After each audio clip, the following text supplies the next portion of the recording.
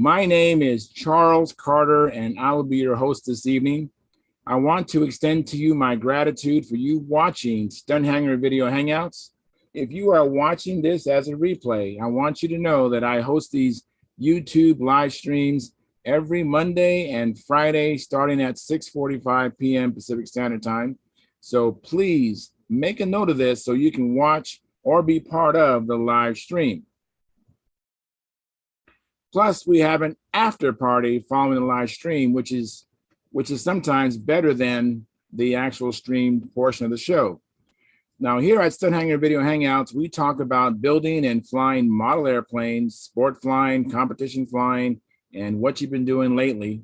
To join our conversation, if you are already a member of Stunthangar Forum, you can find the link if you scroll down to the section called At the Bench.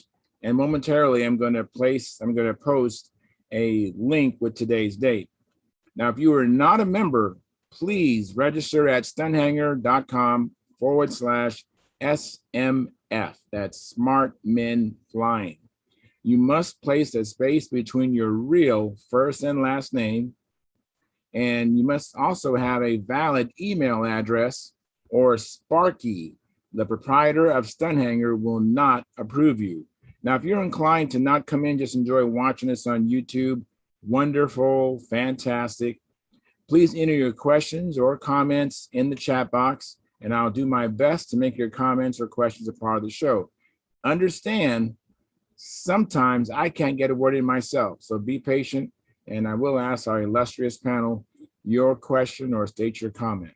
Okay. Now, if you, like myself, find Stunthangar Video Hangouts or the many building videos that Sparky does on his platform informative and enjoyable, please give us a like.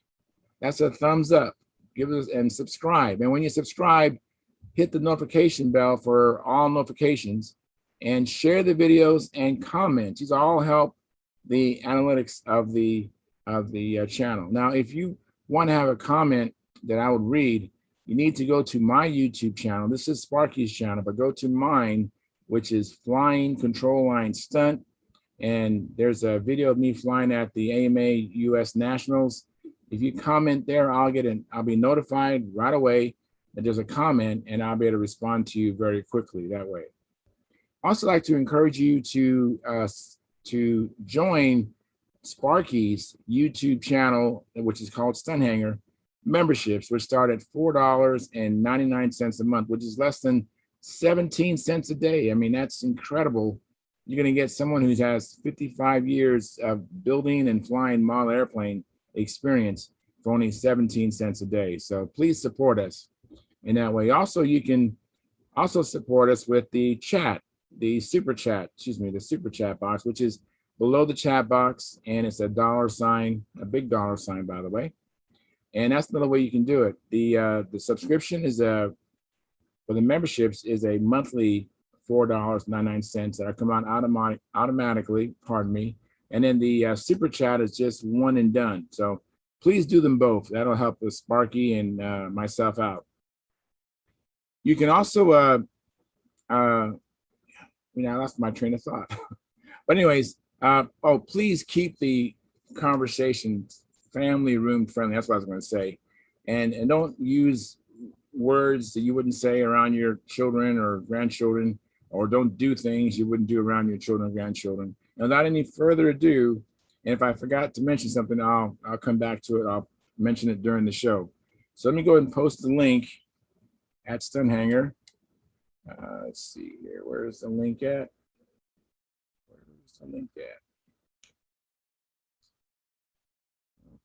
Let's see. I'm trying to find the link. I thought I had posted it. Hope I didn't get rid of it. Let's see. Oh, maybe it's over here. There it is. All right. So here we go. Posts. Okay. So the link is posted with today's date. And let me go to Sparky's YouTube channel.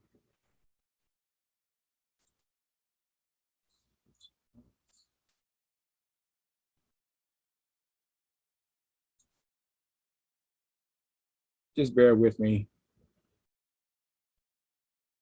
with the other format, we used to actually have this thing all set up prior, but the way this thing works is a little bit different.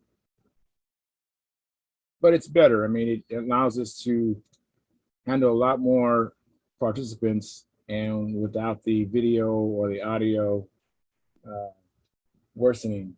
All right, so Tom Ramble says, like submitted. Thank you very much, Tom. And Marcel Legrand says, evening, Charles and everyone. Yes, Charles, I have been watching Sparky for over 2 years now, and I have learned so much from him. I have learned a bunch from Sparky as well. So right now we have 10 concurrent viewers. Actually, we just lost 2. We had 10, now we have 8 concurrent viewers. And we have 8 likes. And let me see what's going on in our space here. I heard something. So let's see. Oh, I heard Tom. Hey, Charles. Hey, Tom, how you doing? Good. I feel like I'm spinning some plates today. A little bit, not as smooth as normal, but now I'm finally here. I can relax. I got it all set up and it's running. Thank you very much. And I saw your video on the Raby rudder. Oh yeah, I just submitted it before I started the show, and I misspoke. There's a part I'm going to show it to everybody, but there's a part I misspoke where I referenced the flap horn, but it was the elevator horn I was talking about. Yeah, I don't have very much kick out, just a little bit of kick out, and it actually made a difference. You know, last Friday when I went flying, I know you wasn't there, but I have some witnesses that saw me stepping back, backpedaling quite a bit on the outside maneuvers as the plane was coming in on me. And today when I was flying it and I did the outside maneuvers, I was kind of on a defense stature. I was ready to back up, and but then I realized, oh, I don't have to back up. So it it made a difference. That little bit of kick out made a difference. So yeah, I'll show the whole. Yeah, I actually had that initially when I built the plane. I actually built it with that Raby rudder installed, and I thought that let me just see what it's like without it. And wow, it did make a difference. So I used to be kind of on the fence, but now I'm, at least for my Strega, I don't know if there's something unique about it that it really does need the Raby rudder, because most of the top guys don't have Raby rudders. And matter of fact, most people say you don't need it. They say that Al Rabe needed it because of he was flying these scale or semi-scale planes. And but my Strega needs it. It made a world of a difference today. That's good. Hey, and I see Philip Bailey's name, but your camera's not on yet, Phil.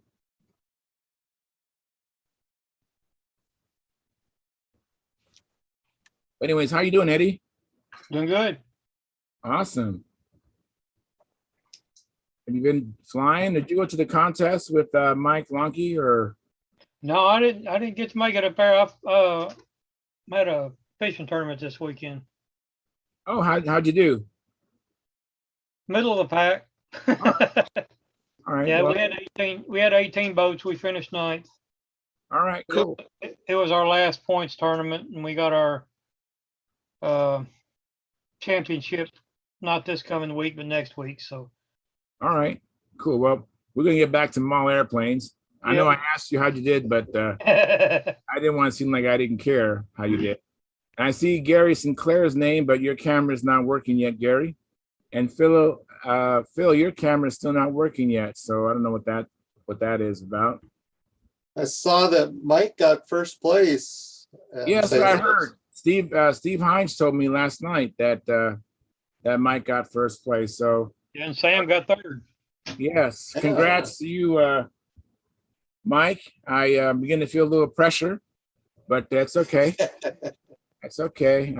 I was hoping to do that to you at Wood and Arrows, but I had a really bad outing when I went to my first contest. So that's okay. I'm looking forward for us tangling up, see what happens. Hey, John. John, you are my hero, my man. What'd that do? You had me reinstall my Raby rudder. And Oh, good. fantastic results. When they work, don't they? Yes, yes. So, I took it off a long time ago. You are my hero, my man. What'd that do? You have your It's worth saying it. Raby Rudder. Oh, good. Someone has YouTube on. Yeah, I don't know who it is.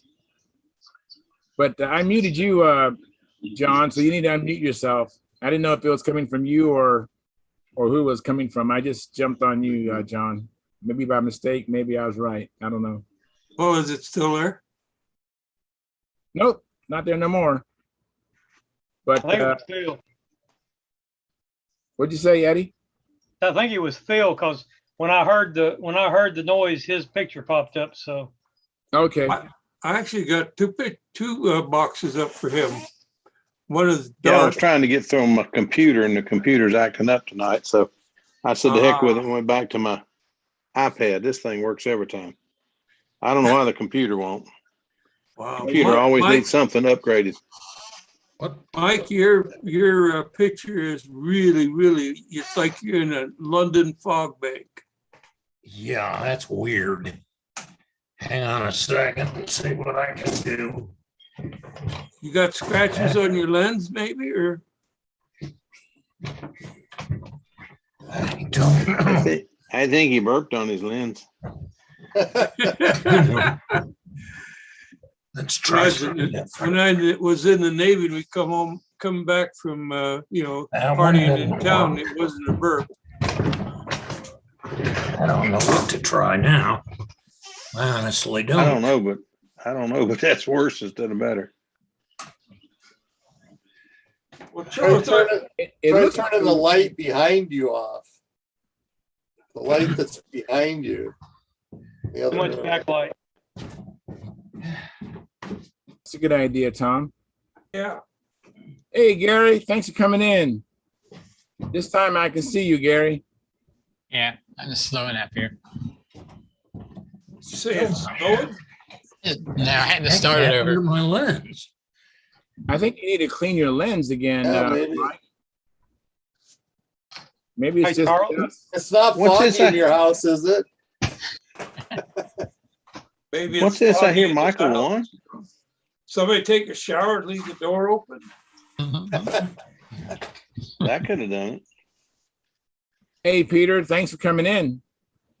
Hey, Pete, long Yeah. time no see. Yeah. Hey How's guys, things going at Peter's house? Marcy, my wife passed away. Oh, I'm Oh, honey. Oh, what I happened? suspected that when I first saw your face. I'm sorry. Sorry, Peter. Yeah. God Peter, bless what you happened? for both.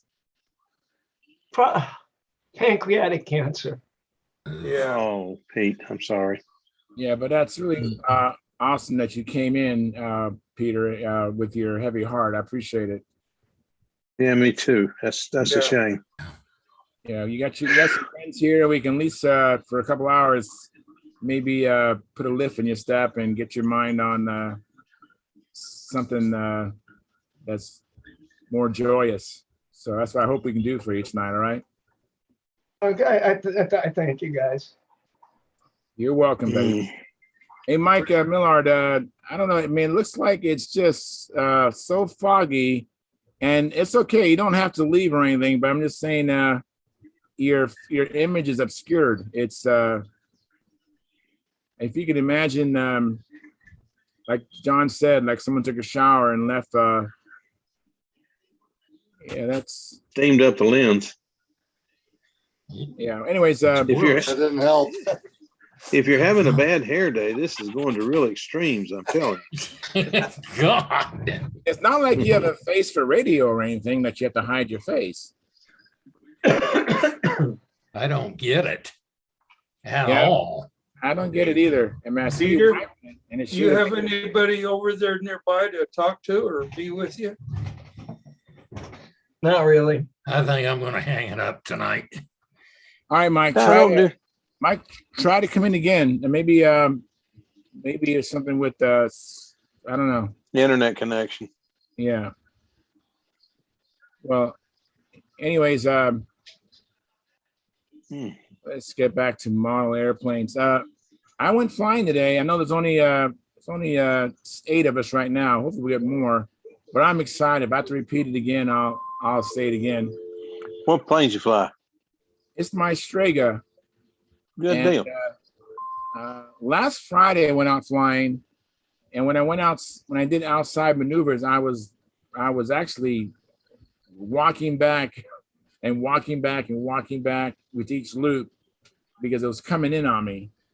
And I mentioned it to you guys last Friday night, and John Miller, in his wisdom, said, "You need a Raby rudder." Well, I said I already had a Raby rudder, it just wasn't enabled.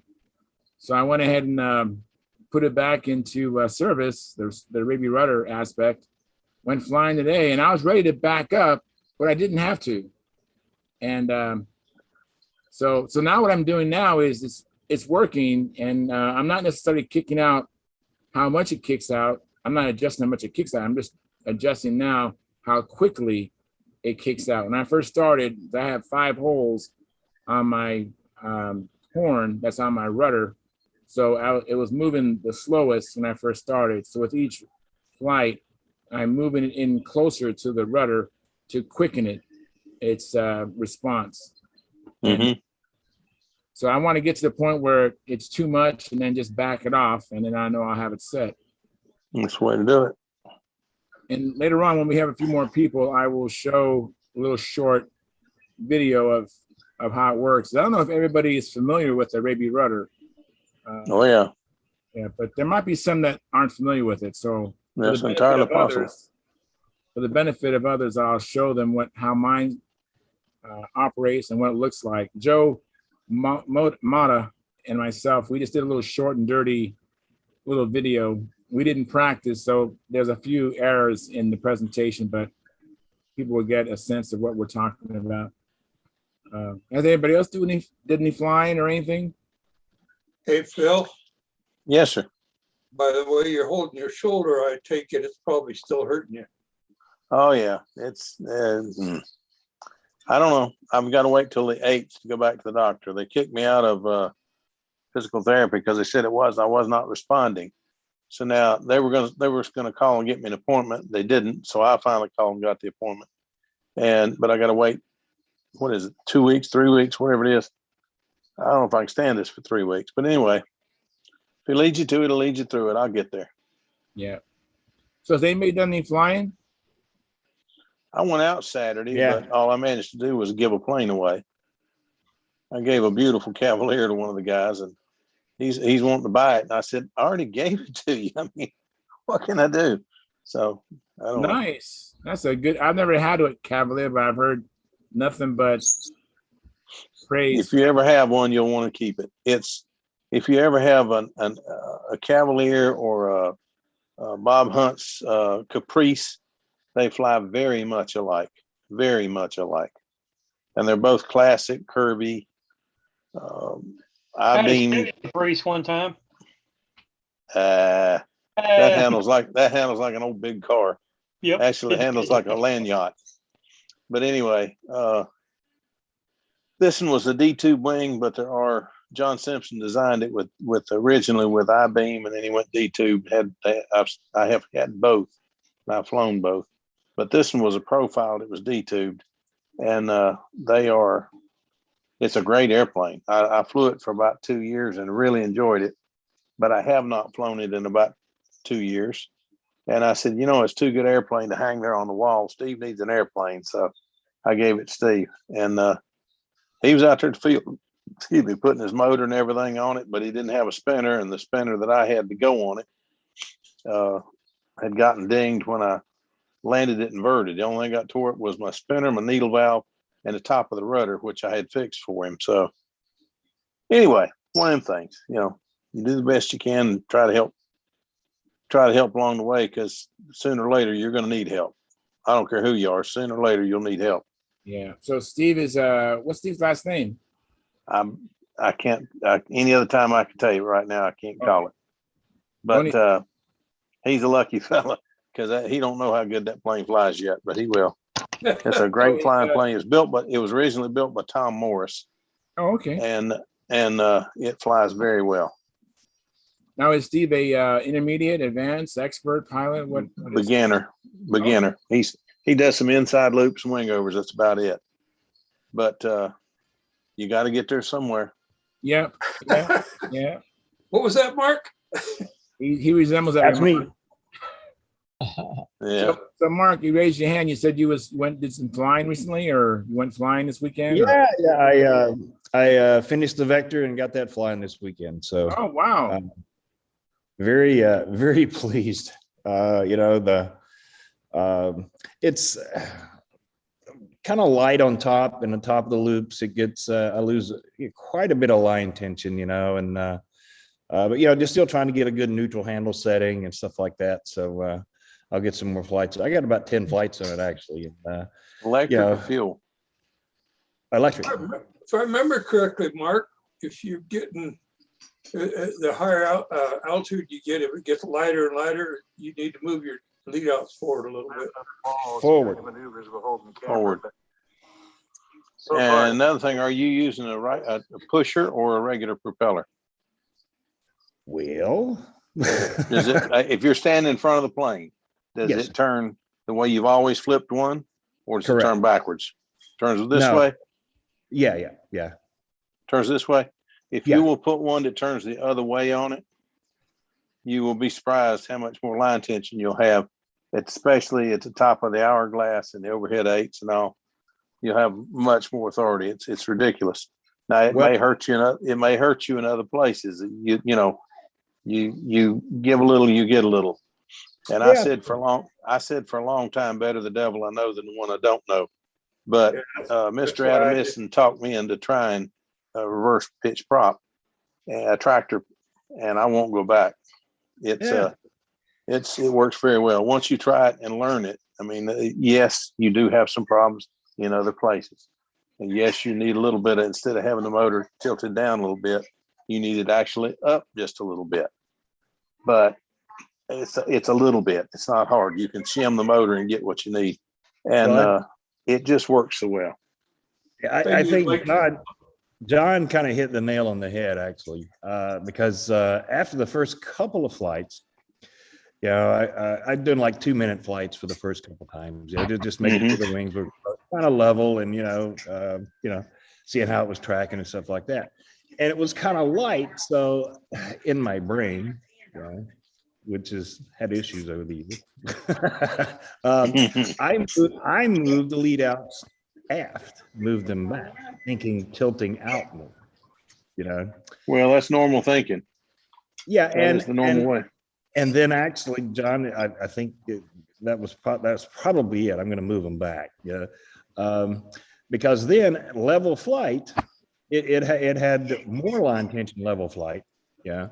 And like on the top of the wing over and coming on the downside and the tops of the loop, it was mushy. Yeah, it was like, I wasn't getting a complete loss of tension, but it was just real mushy, So yeah, I think go the other direction. Yeah, might be the answer. And just remember, do it small. Just do it 1/8 of an inch. Exactly. A lot of guys will tell you go ahead and go up in 1/4 inch, but do what you're comfortable with and play with it, because you're doing 2-minute runs. Do what you're comfortable with and sneak up on it works just as well. But still hang it from the wires, like I think you saw Adamison doing his. Hang it from the wires and try get it close like that. Yeah, I did that, and I put the time up to 4 minutes, and was just good fun. I probably had about 12 or 13 flights the whole weekend. Just Cool. And learning the batteries and how long it takes to charge and get a neutral and stuff like that. But it's just a really I'm really pleased with the way it turned out. And I'll say this. I like mine. I'll say this about ARFs, and they certainly are a great thing, but there's almost as much work finishing the ARF as there is if you were building, not that That's what I've said. not that it was put together bad, but I mean, yeah, I mean, again, God bless Dave Tribble, with him teaching me the building techniques, and checking all the incidents and things like that. And, none of it was off a lot, but everything was off a little. Yeah. if that makes sense, You have to know Um, where to sand and where to leave it alone. Yeah, exactly. But yeah, I'm real pleased with it. And, like I say, I'm working with my, just getting a good neutral and, hand position. And I'm the same way. I mean, I can struggle through an outside maneuver if I've had the stars are aligned and,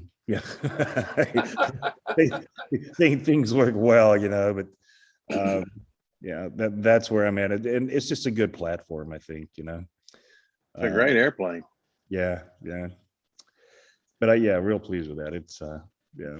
But yeah, moving the lines forward, almost I almost thought about that, and then I think actually trying, so I sent Tryon a little video, but and he mentioned the same thing. It really didn't compute until now I'm thinking about it, Yeah. that lots of line tension and level flight and getting loose and mushy on top. Yeah. Yeah. Well, One of these, when you get them adjusted right, they're pure pleasure to fly, and you got about equal line tension just about anywhere in the hemisphere. Yeah. That's when That's you know great. you got it right. Yeah.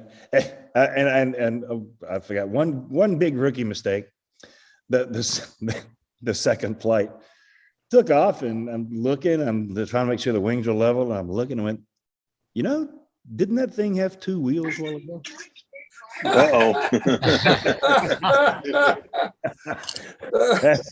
I guess I didn't get the wheel collar quite tight on the right hand wheel, so it exited somewhere around the first couple of laps. You want to file a little flat on the wire so that exactly. Where the set screw goes. Yeah. But luckily it was light enough, and I could get in slow enough, and just it just basically did that. I fell. Didn't even do a cartwheel. So Good. so found the wheel. There's some of us have taken off. We look in there and what's that hanging underneath my engine? And you left the blow driver hooked up. Ooh. Well, That makes for a think hard landing. Yeah. I think part of this and this whole hobby is being able to laugh at stuff like that, and yeah, because as you guys have said, and a lot of people say, there are those that have, there are those that will, just little dumb and those things. that will do it again. But I laughed out loud when I looked and said, I really thought this thing had two wheels when I took off. So. Yeah. Oh yeah. Hey, Mike, congratulations, buddy. Thanks, man. Yeah, I'll give a little contest report later. I got to go tuck the kids in here in about 5 minutes. Once they're in bed, I'll be able to come back and talk a little more. But Mark, it looked like Dave was stocking up on Banshees for you, man. I think he got 2 Banshees at that contest already built. And he got something else too. I don't remember what it was, but it kind of looked a little Frankenstein-y, maybe. Yeah. He's been obviously picking up the junkers, so to speak. When I go out there, that way, if I happen to have a unfortunate meeting with the dirt. Yeah, he said the outside loops are killing you, man. The outside loops are killing you. So he needs to get an arsenal of trainer beater planes for you. That's true, Yeah. Yep, that is true. There was unfortunately, I guess, a modeler in that club. I don't remember his name. He passed a few years ago, and his son showed up on Saturday and just loaded up like 3 picnic tables full of built airplanes, kits, motors, just everything, and said, half to the club, half to the family. It's all got to go. And there was no prices on anything. It was all donation, what you thought it was worth. They had a can out there, and, most of the good stuff went on Saturday, but there was still quite a bit of stuff left on Sunday. So, but there was two decent looking Banshees in there, I think, that are headed your way, buddy. That's right. I got a Banshee laying on the table here now. So yeah, one of the kits. I do got a short. I did find a short video of the inaugural flight. I'll try to, if I can. It is very quick because I was trying to hold the I don't know. Why you do that, Mark? Hey, Mike, Yeah, thanks. sure. Congratulations, Mike. Fantastic. Oh yeah, thanks. I'll talk about that when I come back after the kids, because I'm going to do a little contest report and talk about Sam. And we got some really cool trophies. They do a really cool thing there where they recycle old trophies. So I want to show you guys those because cool. Yeah, it's a great idea for any club, I think, to do. You know. Let me interrupt everybody. Let me get to the chat real quick. So Marcel Legrand, he's saying, "Hi, John. You're my hero too, my friend." Oh, thank you. Now my head's all swollen up. I won't be able to wear my cap. And then Marcel Legrand, he says, "Hi, Peter. So sorry for your loss. God be with you." And then Jack Snavely says, "Hello, all around the world. Just saying hi again." And a smiley face and thumbs up and the okay sign. So we're all caught up. Good. Yeah. Condolences, Peter, for sure. Yes, for sure. Absolutely. That is rough. Marcel didn't send me any photos this week, so he said he had to start a different job or go on another. I think he one of the things he does, he builds. He's a carpenter apparently, a finished carpenter, I would say, or all-around carpenter. But he builds decks and that on for the houses and that. So he said he was going to be busy. So okay.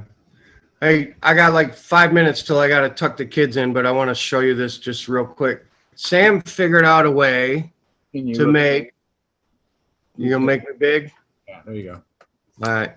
Sam figured out a way to make a take apart LA 25. Oh no! all right. Now all he's got to do is figure out how to put it back together. That's the hard part. Where to run. Yeah. So last Thursday he wanted to fly combat, so we didn't take any stunt stuff. We took a bunch of combat stuff out and took the Stooge because it was just the two of us, and I'd put him up and then I would launch out of the Stooge. And we were flying at our RC club that is not the one that has two dedicated circles, but the RC club that we fly on the grass runway and partially on the paved runway. Unfortunately, there's just not enough room. We're about 4 feet overlap on the asphalt RC runway when we fly combat there. And that's the only place we can go. We can't go further out. We can't go left, can't go right. We just have to fly and be aware that we're overflying a little bit of the asphalt runway. And I'll be darned. We flew about 7 matches, man. We were doing great. We had no mid-airs, no wrecks, no nothing. And we got into a little bit of a line tangle. And I'll be darned if he didn't hit like 6 inches on the edge of the asphalt runway, straight in. And so, I mean, the cylinder broke off, took the piston and liner and the rod with it. But what I thought was interesting, I didn't even know this till I got home. It sheared every mounting bolt off of the motor. Well, it broke the 2 lugs on the front. Those were completely broken, but the back 2 bolts just completely sheared off. So, yeah, fun stuff, right? Yeah, I saw that on Facebook, I think. Yeah. Yeah, it wasn't until, because when he crashed, I thought the airplane was lying in the grass. Right. And I was like, okay, I saw the broken wing and I thought, okay, no big deal. We busted a wing off. But what it did is it hit the asphalt and then it bounced over and laid in the grass. It wasn't until we walked up there saw all this. So there's your take apart LA 25. Well, it was a good runner, so hopefully the piston and liner is still good. I'm sure the rod is bent, and I'm sure the crank is bent too. You know, break a prop? No, So didn't You got didn't the break back plate, the head, and the piston and liner. Yeah, it didn't break the prop because I mean it went straight in on the crank, man. I don't think I can get that nut off of there, to be honest with you. I'll probably strip that nut when I take it off the crank because it's so marred up. But you know, fun stuff. Good fun. Wow. We had a good laugh about it. I didn't beat him up, you know, it's part of combat. It was just bad luck that we happened to be over that little bit of the asphalt, you know. Yeah. What are you gonna? So That hurts. oh, it's a 25. Phil, I buy these at swap meets for like $20, $25. You know, I can't find them anymore. the RC guys have them at swap meets all the time, and I think we have 22 or 23 of them anyway. Wow. I mean, we I've have got that. 4. No, we've got over 20 of them, all on airplanes. Wow. I mean, they're all on airplanes, ready to go. Wow, that's And neat. the best thing, you know, you find a clapped out one, and then I get the piston and liner from RC Japan for like $15, and it's like a brand new motor, you know. Hey, Mike. So I don't put a lot of stock in them as far as losing them. I don't get crazy Yeah. about it. What's up, Eddie? Yeah. Hey, they gonna have that swap meet this year at Halloween? Which one? The one the RC guys out there in At Antioch? yeah, where we went last time, yeah. At the church in Antioch? I haven't got anything yet from them. Okay. But I'll get an email if they're going to do it, I'll get an email because I'm on the list. I'll let you know. Appreciate it, man. Yeah, no problem. I got to figure out where we're going to get together the contest so I can get that motor and kit from you. It just ain't working out this year. Everybody's canceling contests.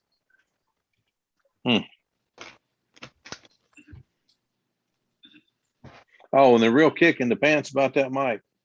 I was in Atlanta the weekend that the contest was supposed to be. Perfect weather all weekend long. Oh, It was gorgeous. I didn't hear any of that, Phil. My Oh, internet. okay. I said we got to figure out when we're going to be able to get together so I can pick up that kit and motor from you. But the kick in the pants is I was down in Atlanta the weekend the contest was supposed to be. Oh, The yeah. weather was perfect all weekend long. Oh, I mean, man. you couldn't ask for prettier weather. Yeah. It would have been a great time for a contest, but Yeah, that's a shame. Well, I wanted to talk about St. Louis when I came back, but St. Louis was a spur of the moment decision on Friday morning because you know we got the news about Huntersville last week about Huntersville being canceled. yeah. And I hadn't told Samuel yet that it was canceled because he was still bummed out about Canton being canceled. So I write all the contests on the calendar in the kitchen at the beginning of the year That's what when I I do. post them. So Friday morning, I just happened to look up and I saw St. Louis and Cleveland were both having stunt contests. And I looked on the map and I saw, you know, St. Louis is like 4 hours and 20 minutes away. And I went in real quick and bothered my wife while she was working. I said, do you mind if me and Sam just blast off to St. Louis this weekend for this contest? She's like, no, I got nothing going on. Go ahead. So while Samuel was in school, I got airplanes down, charged batteries, packed the truck, got everything ready.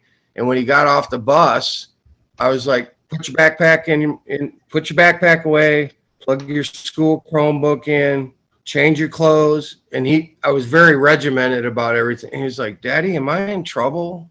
And I was like, no, just do everything I say. We're going somewhere. And we get in the truck and he looks and he goes, oh, we're going flying. Cool. And then he starts looking in the truck and he notices like all the stuff we would take to a contest. And he's like, we're on the highway. And he's like, Daddy, are we going to a contest? I says, yeah, we're going to St. Louis. There's a contest in St. Louis and we're going to go. Stunt contest. He's like, oh, wow, cool. And I said, well, the downside is Huntersville got canceled. So I'm taking you to St. Louis to make up for it.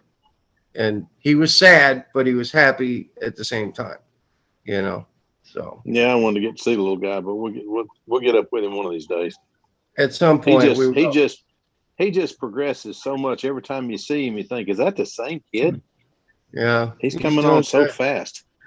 I can't talk enough about Booter Park and what a beautiful facility that is, man. Oh my God, Yeah. those guys. I want to go there one day myself. That place is better than Muncie for flying control line. Wow. And that's saying a lot. I mean, they got a donut that's just smooth as glass. They got a square pad that's fully paved and is just beautiful. And then they got a little grass field next to that with, one of the eighth lap takeoff strips, kind of like they have at Brodax, with two different center pads too. They got one for shorter lines and one for longer lines, and that's where they fly scale at. And then they got a full on speed cage there too. They have a full on speed and racing cage. That's the asphalt is like, it's so nice. It's so nice. And in that park, they've got an RC field. They've got a place for drones. They've got a place for free flight. And this is a city park. That's the place down by the river, isn't it? Yeah, they got it hooked up, man. I don't know how or how long they've been there. I'd like to know the history on it, like how long they've been there and how they get the funding to do it, because it's a beautiful flying site. It really is. It's a beautiful flying site. And I saw it one time on vacation, and I want to go back and fly it. So I got to go tuck the kids in, but when I come back, I'll give you a little contest report, and I want to show you these really cool recycled trophies that they have. Sounds good. Cool deal. So, Mark, do you have your video queued up? Well, I think. Is it up there now? Airplane. Yes. It is very short and sweet, but if it plays. Airplane.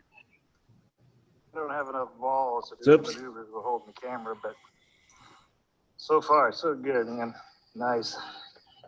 Anyway, very short and sweet. Oh, that's cool, though.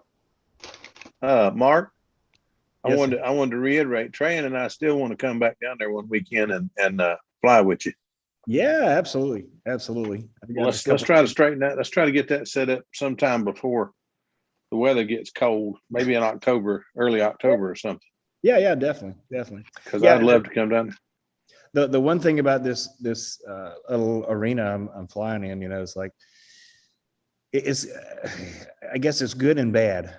When the wind kicks up, it's horrible because there's like there's trees all around it, and yeah, but the trees are back a ways.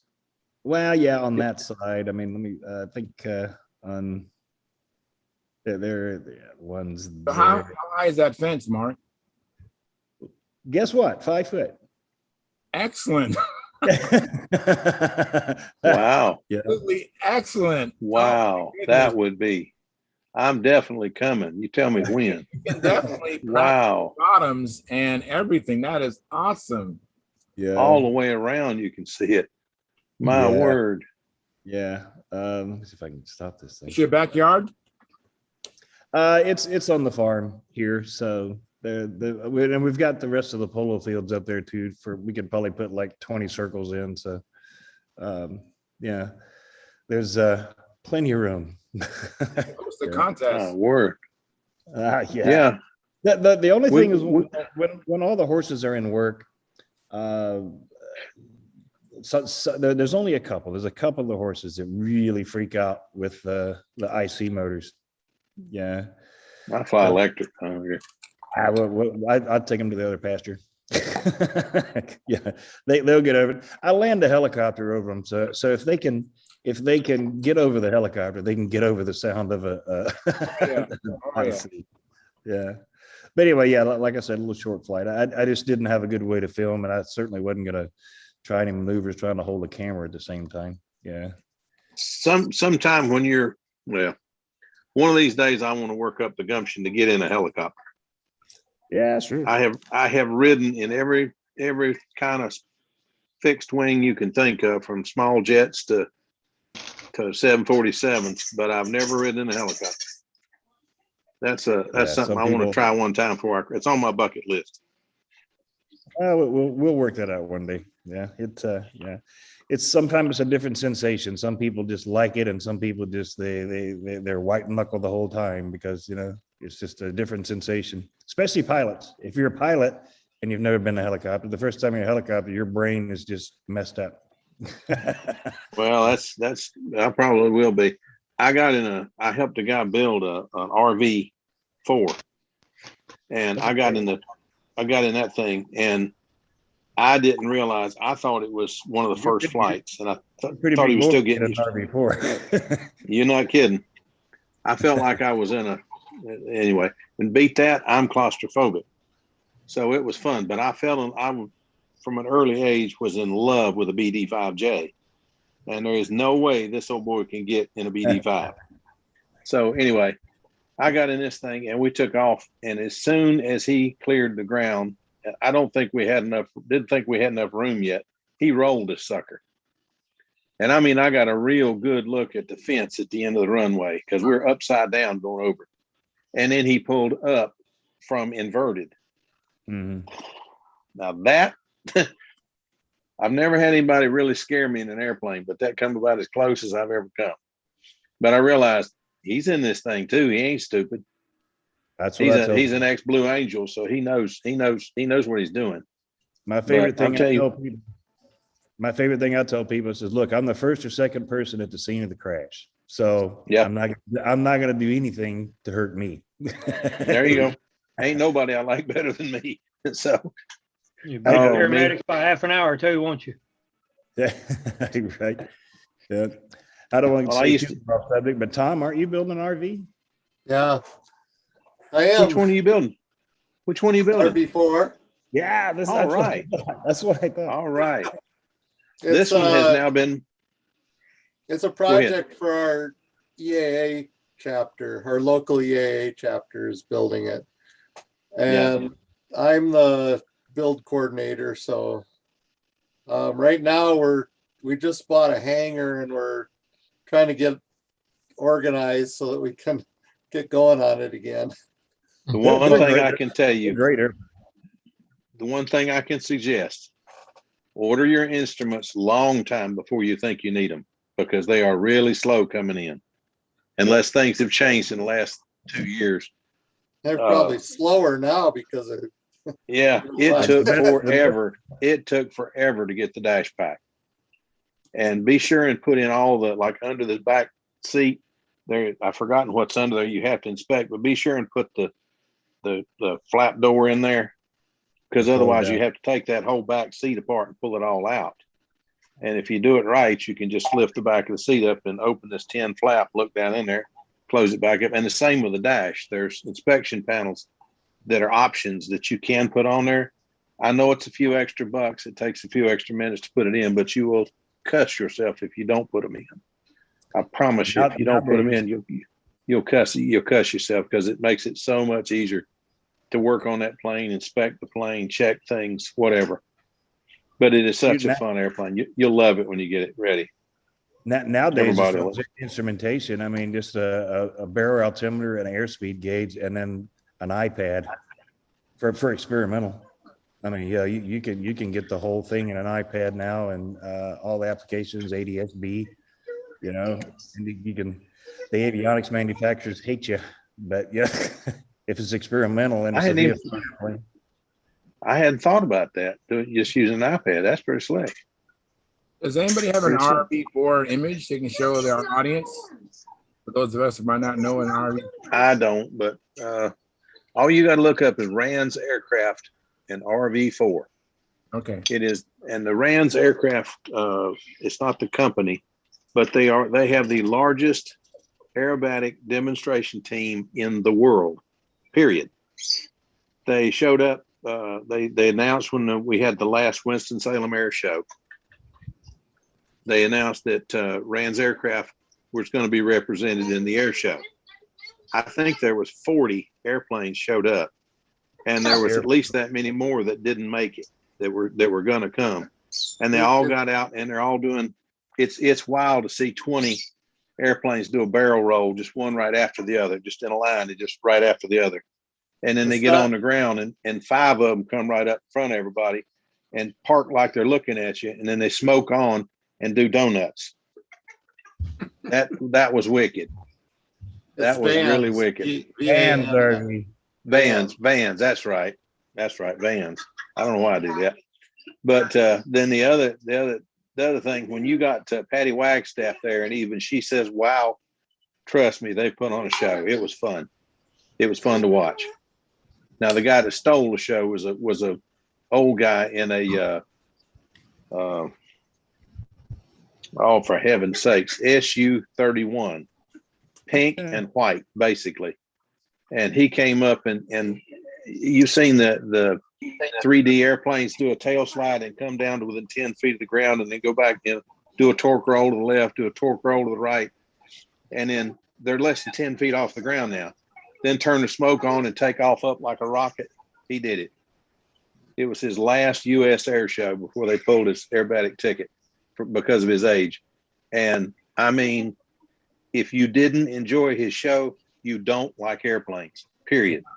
Wow. Who are you talking about, Phil? I can't remember the guy's name. He was an older guy, and this has been 10 years ago, probably. So, or 7 years ago, 6 years ago. But I'll find his one of name. the old dudes like Gene Susi or one of the old Red Devils or somebody like that. It was somebody. Yeah. The story on this guy, the year before, he had come to Winston-Salem and he was going to do his last air show at Winston-Salem. He knew somebody in Winston that helped him get started, and he was going to do his last air show in Winston-Salem. Well, he came to Winston and he got the flu and could not perform. So the next year he was officially retired. He came back, and that year he performed one U.S. air show, Winston-Salem.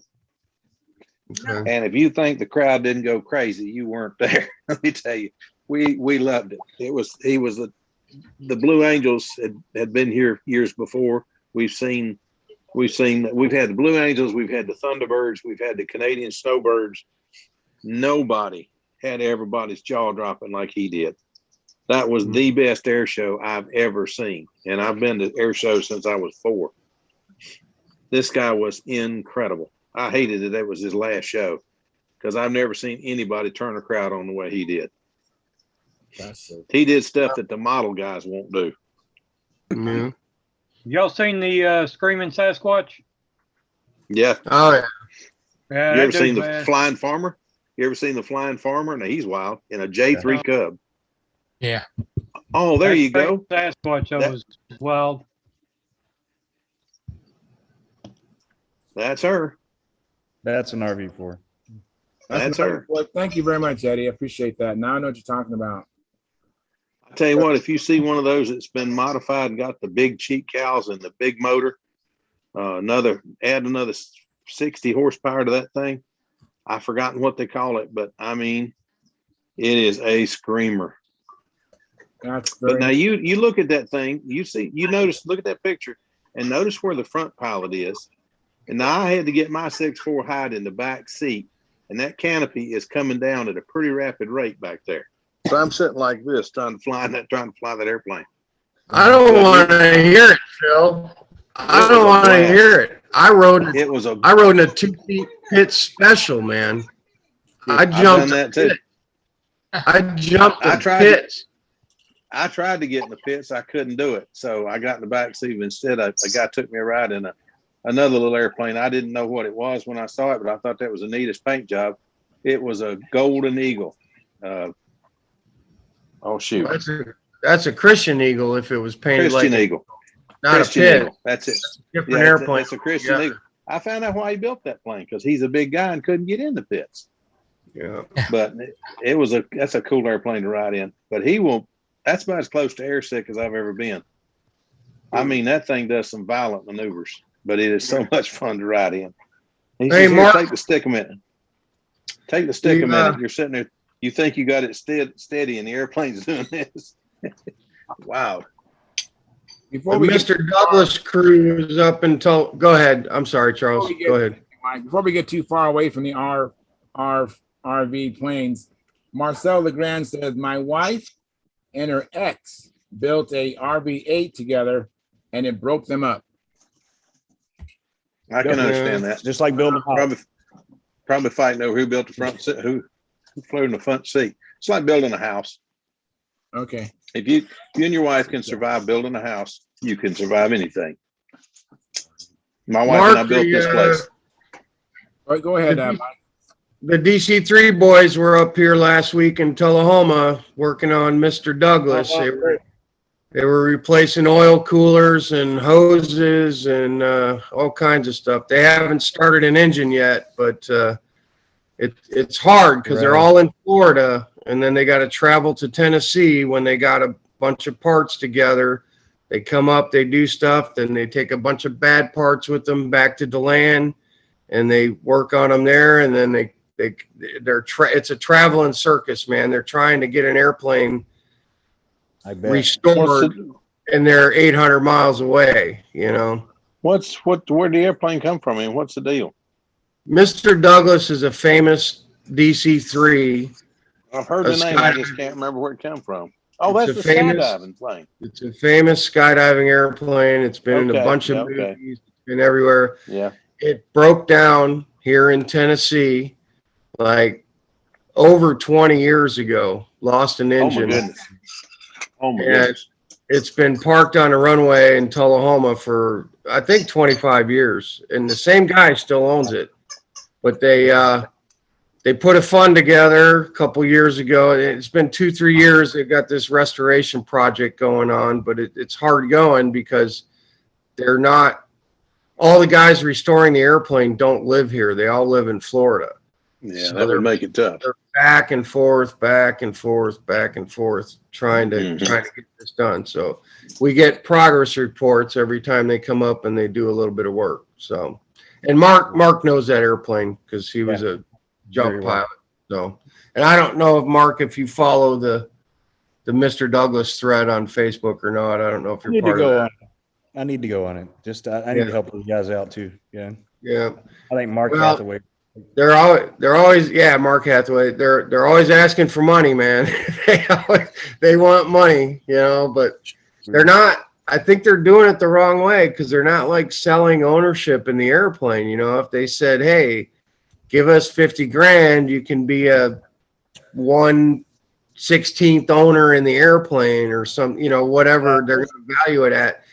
Those fractional things just usually never work out in the end. They don't. Never work out. they don't, you know, but they're not pre-selling. You'd think they would pre-sell jump tickets at least, you know, you can buy jump tickets, but they're not even doing that. They're just saying, give us money to get this airplane restored and flying. And I don't know how I feel about all that, but it's right down the road, and I'll be there the day they spool it up and fly it out of there. I'm going to be there and video it, you know, anyway. Yeah. Hey, so what airplane did you fly in the contest, Mike? Your SV-11 or? I flew my SV-11. Yeah. The RF SV-11. Yes. And I'm happy to report I flew pretty good. And practice. Have you heard anything on? Practice for Charles in Las Vegas, I guess. Have you heard anything on your Exoma yet? No. Well, I know it's not going to ship till November anyway. I mean, that was always the plan. When I sent him the deposit, he said it'll probably be mid to late November before I ship. I mean, I know that guy has been posting pics of tons of airplanes being shipped out, but mine is just somewhere in the process, you know. How long does it take? How long does it take? And how much is the deposit? Well, $300 deposit, and he told me 4 months delivery time. So, okay, that makes sense. So November, October, September, August. I think it was first week of August when I sent him the money. It might have been late July. He was just saying production time and shipping time is about 4 months right now. But because, you know, Will Davis asked me too. He's like, was that one of yours I saw that he posted? Or somebody asked. And I was like, no, that's not mine. You know, I think every time he cracks the mold, he's got another one going in the mold, and Yes. he can't build them as fast as he's selling them. Wow. You know. Yeah. I'm thinking about one myself. It's a neat looking airplane. I like Yeah. the 3 with the cheek cowls and the scoop on top. Yeah. I think that's a neat looking plane. Mike Scott from Dallas was at the St. Louis contest, you know, and he had one, but he balled it up. He crashed it recently. Not because of a structural failure in the airplane. He was pulling up in a square and he had a problem either with his motor, his ESC, or his the motor just quit dead on him when he was pulling up, and it came down and just took the whole front end off his airplane. So he's trying to get replacement parts for his right now. But you know, Eric Taylor was in St. Louis. He's got one coming. You know, Gene Martin's already flying one. Mike Waldron has a couple. Will Davis has one. Of course, he just got a white one, so he's got to paint it. You know, he hasn't flown his yet, but they seem to be catching on a little bit. I'm gonna try to get one for next year. Have a Revolution and a Exoma. See if I can come up with something. That's kind of my plan too. I would love to get with Tryon and be able to get a Revolutions as well. You know. Well, I plan on 2 weekends. Plan on 2 weekends down his place once he gets everything together. But I'm telling you, that's one sweet airplane. Oh, I know. I've flown his. I flew his crash one. I flew it 3 times. So, and the third time I flew it, I actually flew it. The first 2 times I flew it, I didn't really fly it because I was scared of it, you know. But the third time I flew it. And yeah. I mean, I think he said. Well, I told him. I said I could do some damage with this, you know. And if it was my airplane, I would probably take more chances with it and be more aggressive, you know. Well, I flew it at Huntersville twice, and on a day that was, I mean, my vector was all over the sky. It was blowing it all over the sky, and this thing just flew like there wasn't any wind to speak of. It was amazing, and the guys all told me, "You've never flown that good." I said, "Well, it's a great airplane. What can I tell you? It wasn't me. It's not me. I'm no better than I was yesterday. It's the darn airplane. It's just that much better airplane." But it is an amazing airplane. If you guys ever get a chance to fly one, fly it. You'll love it. Do what? Speaking of that, Phil, didn't you guys get an airplane put together? Tryon said. I have the Phoenix. I have pieces of 5 airplanes. I think it is. Right. That's what. But I have an airplane, and it's I'm going to repaint it and come up with one paint scheme and do it. But I'm thinking about painting the whole thing white, because one of the big problems with a carbon plane that's all black is if it sets out in the sun, the carbon starts to degrade and it gets ripples and holes. I thought, well, we could put UV paint on it, but if you're going to do that, I mean, what do you do? So I thought, well, if I could paint it white, then I wouldn't have that problem. So I'm still trying to weigh my options, but I'm going to fly it as is before I change it a whole lot. Steve helped me get the ESC and the timer programmed. Now I'm waiting on a set of lines to come in, but instead of coming in at 66 feet, they came in at 56 feet. And I didn't order finished lines. I just came in raw. I ordered raw lines. So when the lines come in, I'll fix them and go fly this thing. Well, arm hurting or not, I'm going to fly this airplane. Yeah. Now, was that parts you got from Steve as well? What parts did you get? Parts. It's parts from Steve. It's parts from Tryon, and it's parts from. I've got parts of Trayon's yellow Concours winning airplane, the nose section. I've got the body off the Nats winner. I've got wings from one wing is from Steve, and one wing is Trayon's, a spare that Tryon had. Okay. The tail assembly is from Steve, but it looks like it's off another airplane. Okay, it's so one of the first ones that this finished model won't qualify as a BOM model. No, this one won't. Okay. The one that we're building down there will. Oh, so you're doing another one? Oh yes. Okay. Oh yes. Yeah, that's where I would like to be. Is go down there and lay everything up and make it qualify. Yeah, that's what this is all about, is getting This is my practice model. The other one will be the contest model, because I have a real nasty habit of crashing 2 or 3 days before the contest, trying to get ready. So I'll fly this one. I'll get the other one where I know it'll work, and I'll fly this one for practice. Or if somebody wants to fly my airplane, they'll fly this one, not the new one. There'll be one of them will be Revolution's Phoenix, this one. The other one will be Revolution's Challenger. That'll be the new one that I built, or that I help him lay up. Excellent. So we're gonna do that. Do what?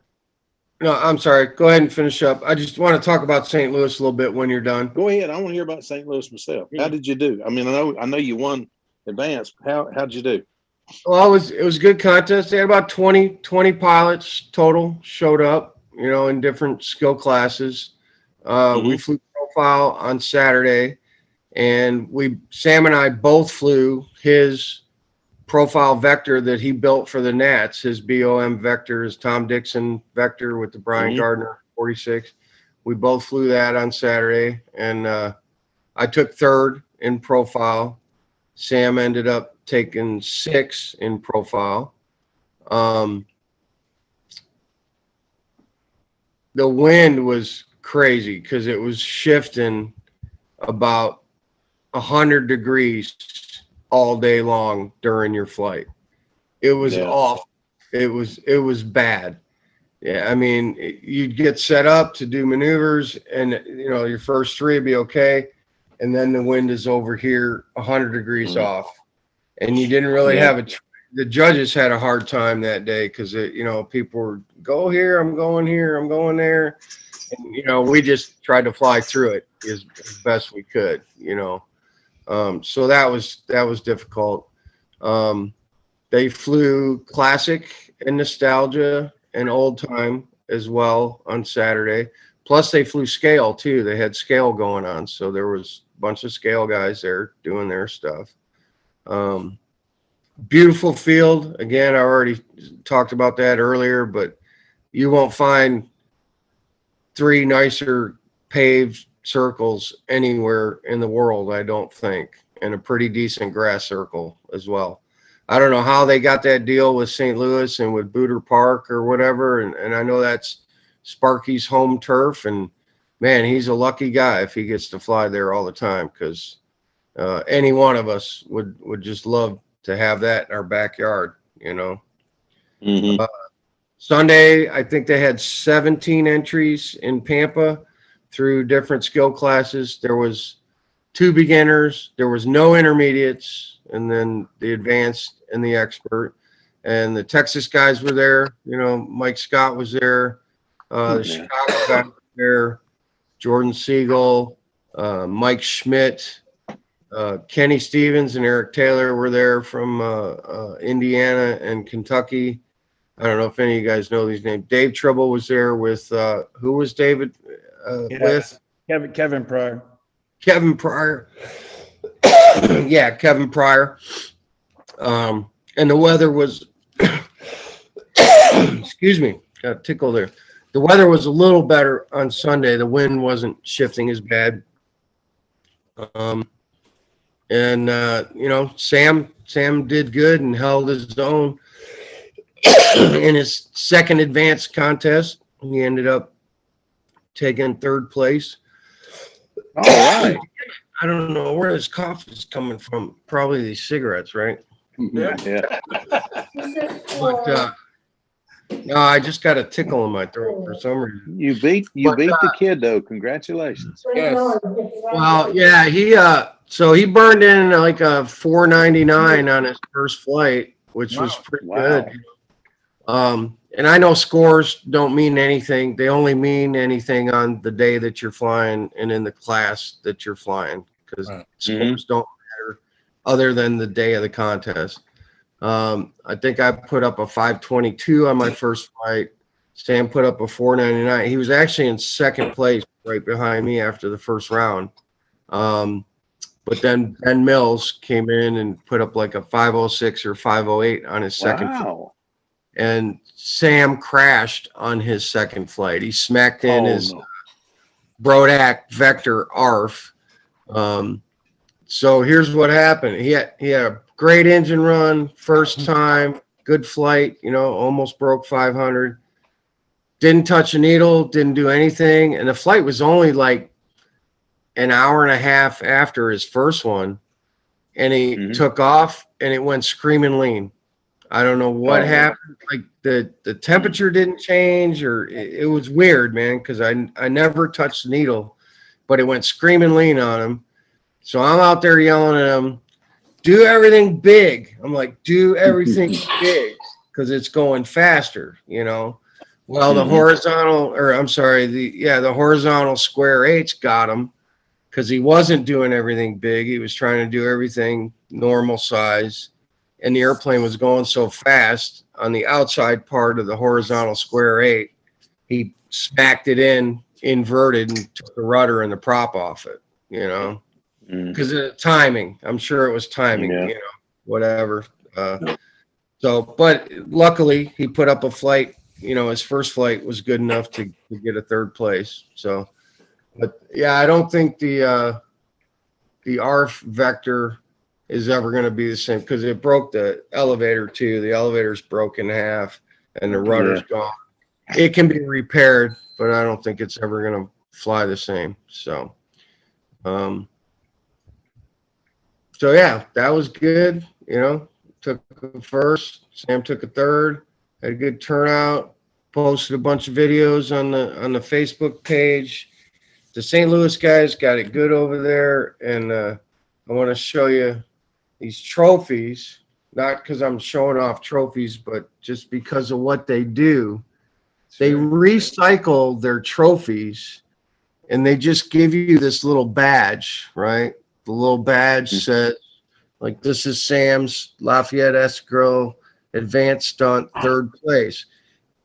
These are trophies that people have won in the past and turned in, and you just put your little badge on it. Okay. Instead of a plaque or something.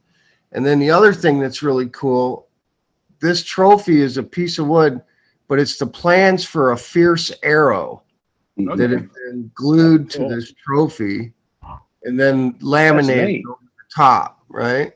That is really neat. So yeah, it's the plans for a fierce arrow. The paper's been wrapped around this piece of wood and then laminated. So that's pretty cool. And then, they got a little 109 in there. And then here's my favorite. My first place trophy for advanced was not as cool as my third place trophy for profile. Oh, so I like that. Oh, cool. We got the little penguin guy, right? Yeah. And then he's that is got a cool. Control line handle. And then somebody made this really cool little balsa airplane, and I'm going to try to hold it steady there. That is really cool. See this trophy? The engine is even silver. The penguin there. Yeah. Penguin flying an airplane. Cool. But again, it's and what they did, so they had a whole table full of trophies, and they presented you the plaque, the little badge, and then you went over to the table and picked the trophy that you wanted and put your badge in it. Oh, so that is cool. They recycle all these old trophies, so they don't have to. I mean, I think it's a great cost-saving measure. You make badges, and then you go and you pick what you like, and you put your badge on it, and you get to take it home. Hey, that's cool. That was really neat, And I don't know. I'm sure Dan McEntee is the guy that did this little airplane. I didn't get a chance to ask who made that, but this one is definitely going to be saved. That plane is familiar. I'm trying to figure out what plane that is. Looks like I don't know. I don't know, Charles. I don't know if it is actually something or just, looks kind of like a ringmaster. Looks kind of like a flying clown too. Yeah, I think look at the stab in the elevator. Yeah, I know that stab looks like a ringmaster. Could be the wing looks like a ringmaster too, really. Yeah. Maybe I don't know, but it sure is neat. Yeah. So good group of guys. I finally got to meet Fred. I'm probably not going to say his name. Crowenwet.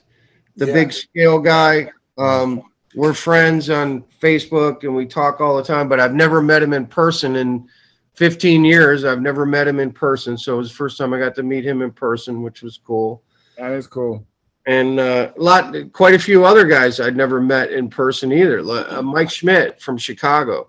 You know, he's one of the Chicagoland circle cutters. That's his crew. And Jordan Siegel, which I think I met him at the Nats like 7 years ago. He hadn't seen Sam in 7 years since Sam was 6 years old. He didn't believe how big Sam had gotten.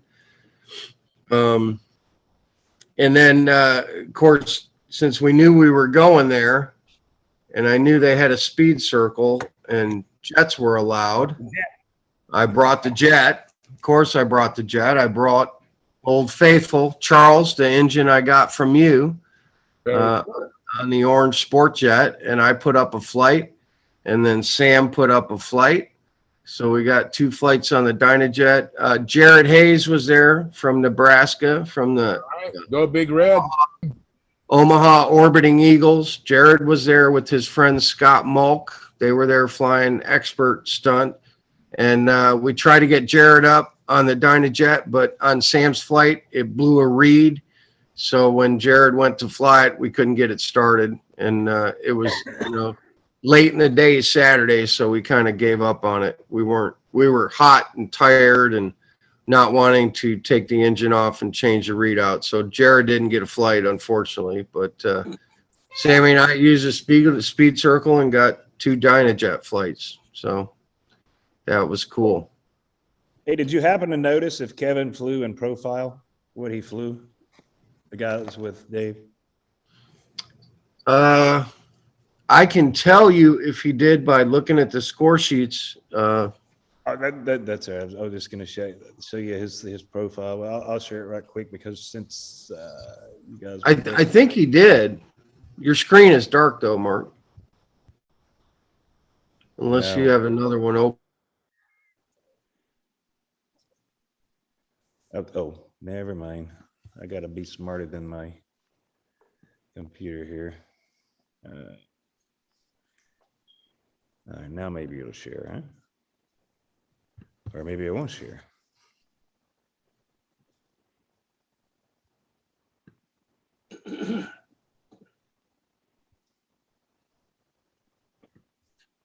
While he's doing that, quick question. What's the difference between an SV11 and an SV22? Fuselage. No, he did not fly that in profile. Oh, okay. Wow, that's pretty. I would definitely have seen that, and I would have taken video. I'd have taken video of that. That thing Like a is modified smoothie.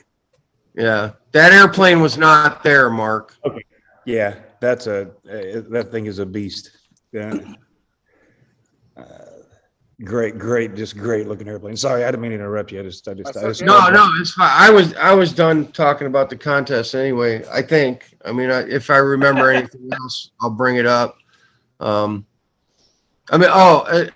There's one more thing.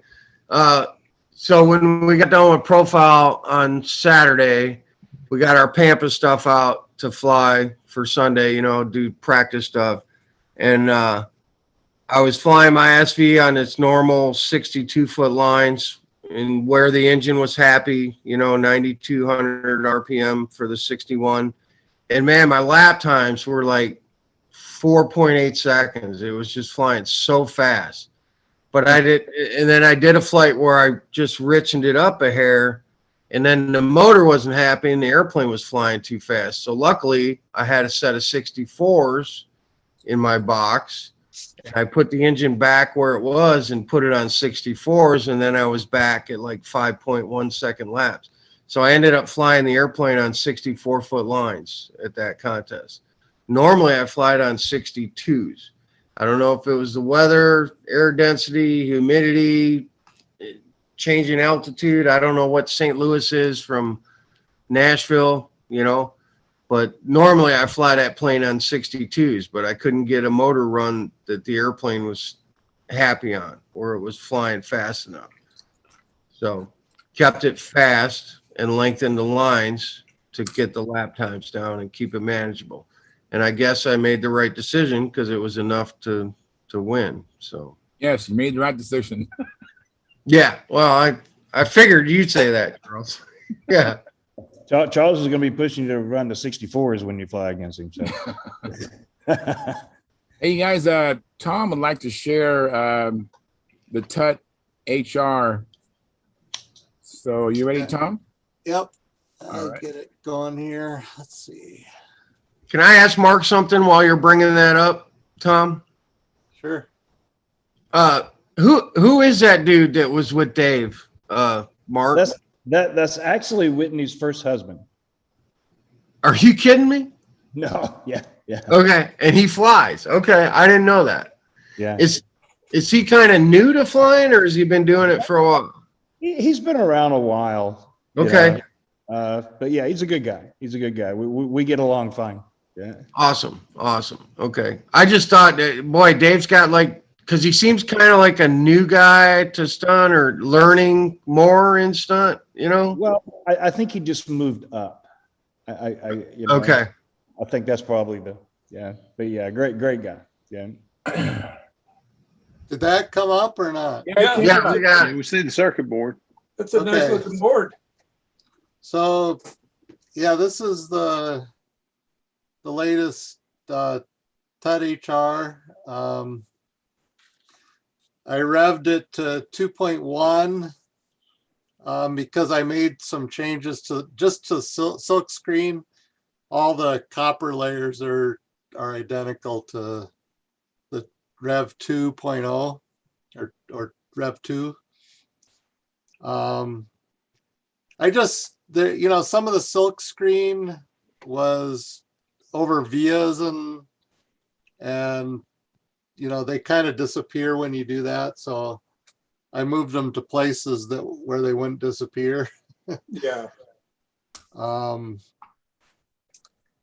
And so, yeah, I added a little bit of silk screen around each of the 3 connectors to make that a little more clear, and labeled the signal out in the area where you may be able to see it. I'm not sure if you'll be able to see it or not because of the pins and the header, but anyway, that's the latest version. I ordered this version, so just waiting for them to arrive here, and all the parts are on order for it. And just for review, in case we have some new listeners, do you want to explain it, Howard, what the TUT HR is and what it's for, and how much it costs? I think it was you want $79 now. Is that right? 75, yeah. It's a timer for flying electric stunt, and it will work as a standalone timer. It has but it'll also work in conjunction with an Igor timer. It has a takeoff mode, slow takeoff mode. It has a loop kill at the end of the flight, and for FAI, it can be programmed to flash a light once every programmable number of seconds, 5.2 in my case. And at the 8th flash, it quits. So you can arrange to have it quit the side of the circle you want it to quit on. And then a burst of speed at the end, which is nice for FAI, but it's okay for AMA also. And yeah, it's these days. Flew with one this evening. Oh, it also works with the system to light annunciator lights on the side of the airplanes. Oh, very cool. Now, did you mention that it helps you take off? Did you mention that already? Yeah. Okay. I was busy with the computer, so I didn't know if I missed that or not. Yeah, Here's the connector up on a top is where the Igor thing plugs in. Here's a picture of the actual board that Howard sent me. Otherwise, I haven't seen one other than the picture. Now, does it replace the ESC or is it in addition? It replaces the timer. Okay. Yeah, that makes, or it supplements the timer. gotcha. So this works with the Igor, but not with the Ferretti. It'd probably It'll work work with a instead. Ferretti too. Okay. I hope it does, because I've done a lot of modifying to make the Ferretti work. But all the parameters are set up with the Jetty box. That's neat. Yeah, I got some stuff for you, Tom, if you wanted to, but it's out in the shop, and I'll go out there after dinner if you're still around and show you what I got. Okay, great. Where can you buy the Igor timers? From Igor. From Igor. Yeah, I mean, he's in South Africa, is it? I don't know where he is now, but he lives in Slovakia. Okay. That makes sense. Just obvious. I didn't know if there was some kind of American distributor or not, but yeah. Howard, can I ask you a question? Maybe. I saw something a little different that I don't think I'd seen before with electric planes. At a lot of the contests I've been to, the airplane would start and it would spool up and then the launcher would let go. Okay. Like when it spooled up to power. I was watching the expert circle in St. Louis and it looked like several airplanes I saw. The guy would just let go of the airplane and it would spool up a little and then go to full power within a second or two after it started. What is the methodology behind that? Behind letting it spool up and having a holder let it go versus it goes a little bit, rolls a few feet, and then goes to full power? I don't know. I don't think anybody else has a system that starts out at partial power and then steps to full power. They ramp up from 0 to full power, and you can program the rate at which they ramp. Beats me. I don't know about that. I remember Bob Hunt mentioning a soft start or something like that. So when the motor comes on, it doesn't like break your fuselage. Or what all that is, it comes on in steps. If you hold one of these motors, if you hold a fuselage, and this thing comes on and goes straight to full power, it'll about torque your hand around. I mean, that's a lot of torque. 12-inch prop makes a lot of torque. But if you bring it on in 3 steps or 6 steps, mine comes on in 6 steps. Oh, yeah. It just and then when it hits the 3rd one, the guy lets go of the airplane, and 3 more steps, and when it hits the 6th step, you just lift your hand 6 inches, and the plane comes off the ground just real nice and easy to about 6 inches high, and you just fly it on around and bring it up. It's an easy way to get a max score and takeoff. Oh, is this once what the you get does? used to it. That's the way the Ferretti does it, and my KR timer will do it. Oh, okay. It took me a little time to get used to the KR timer. I'm not crazy about checking times and all by how many times the darn thing blips, how many times it flashes, because out in the sun, which I always seem to be out in dead sun, it's hard to see. And I'll be honest, my eyesight ain't what it used to be. So I don't like that well. I'd rather do it with a Jetty box. I love the KR timer the way it works, but I hate programming it because you have to count flashes. And if you miss one, you're off by 5 seconds. So it's not good. Most but it does work DSPs have great. a soft start mode. Yeah. So what's The the preferred method for a control line airplane launch? soft start, because you have one molded. Have your holder monkey hold the airplane till it spools up and let go, or nobody holding the airplane and let it go through its thing and go. What do you do, Howard? I have a tut, and it comes up to power pretty quickly to the takeoff setting, and it stays at that power for 7 seconds. So I take off, and then Yeah, but 7 do you have seconds goes- someone? Is someone holding your airplane till it comes up to full power, or do you No, just till it comes up to the takeoff power. and then they let go? Yeah, pretty quick. Then they let So go. it's standard Better than mine. launch, just like a PA engine or anything Yeah, else. so I take off at the same power setting every time, Okay. which is So- less than full power. Okay, so what I'm saying is I saw guys with nobody holding the airplane electric, and it would bip, bip, bip, and start to go and roll out and then go. Some people do that. Okay, some people do that. Why do they do that? Well, they don't trust the launcher. Like if I'm the launcher, people do that.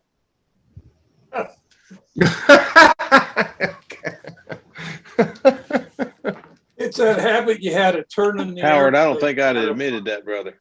Okay. Yeah, I'm not allowed to launch airplanes for the varsity. That's No. pretty well known. That's because you kept turning the airplane pointed at the pilot before you let it go. I don't know what. Oh, I now did. that would do it. That would do it. No, I don't believe that, but Okay, so I guess it doesn't matter. You can do it either way. And I mean, I'm really not I'd use getting. the tack. That's what I do. I guess it's personal preference, Mike. I imagine. I don't know either. I'm There's curious. really I've seen them both as well. I don't know what the advantage Right. is. Well, I've even it's- launched for people, and I've done both of them. Where I walk away and also hold the plane, and then when it's full power, I let go. Yeah, if people don't have a tut, they have to make do with whatever they got. There's no straight and true pro stunt form. no. So anybody who wants to get a tut, you want to, Tom would really appreciate you paying advance up front, $75 was it? 75 And plus shipping. he's laid out some money in advance. So Tom has a website, and you can communicate to Tom through his, what's your website again, Tom? It's a YouTube channel, Okay. not a website. And it's TOM space RAMMEL. And I know that guy. you can leave a message on Seems like I do. in the chat, and I'll get it. Or on Stunthangar, if you look for Tim's Universal Timer, there's a paragraph on his page. He allowed me to put a paragraph on there selling them also. So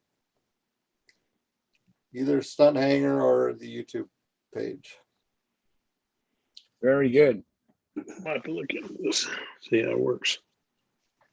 I'm ordering one. I'm gonna check it out and see how it works. But I'm hoping it'll work with a Fioretti. Don't see why not. Well, by the way, gentlemen, Brent Williams says, "Hi guys." Hi, Brent. Thanks for Hey, coming in. Brent. Appreciate that. Been a while since I've seen you on the chat, so thank you. Appreciate that. I got a classic legal plane here that I found the other day. I don't think many of you have seen it before. Okay. Let me get it up here. All right. Excuse me.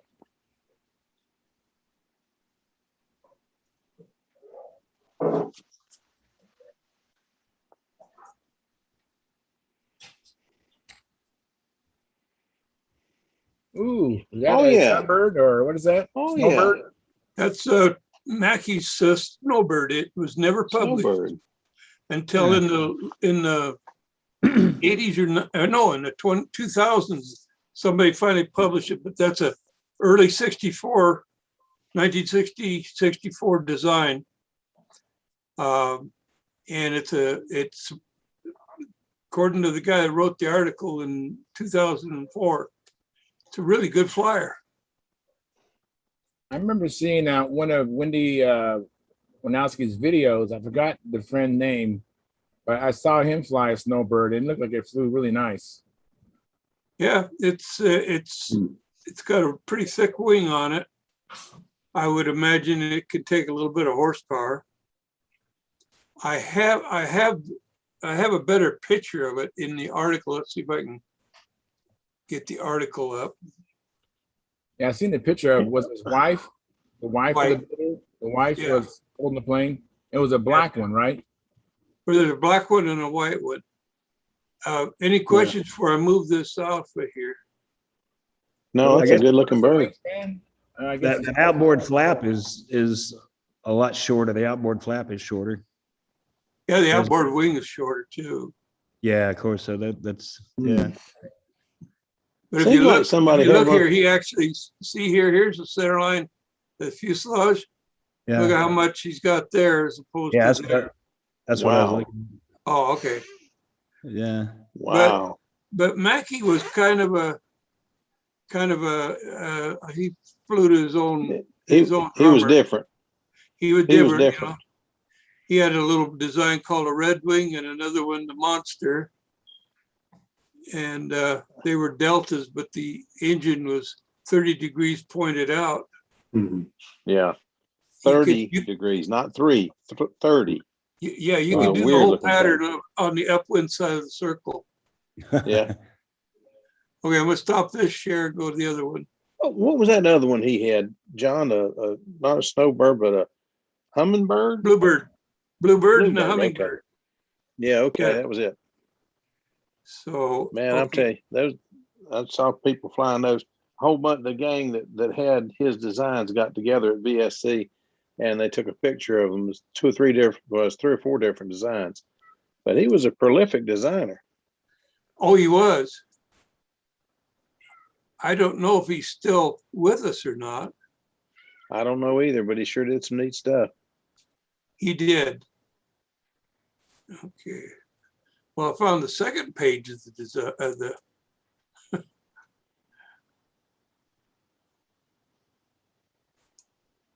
yeah, that's not it.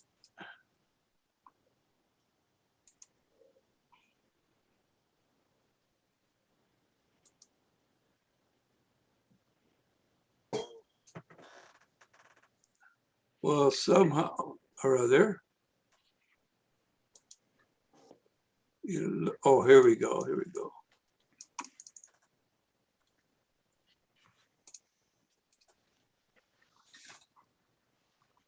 Bear with me.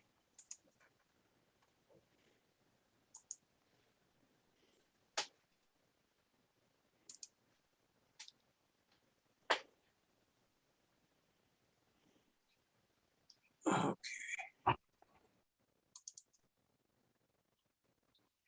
Now I got it.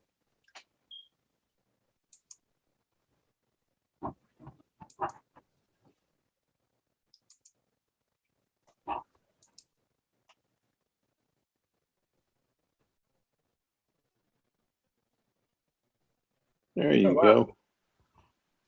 Well, that looks pretty. There's ahead of you. There's Mackey when he's he looks like he's just barely in his 20s there. 1964. The article, the picture came from the article for the little Red Wing here.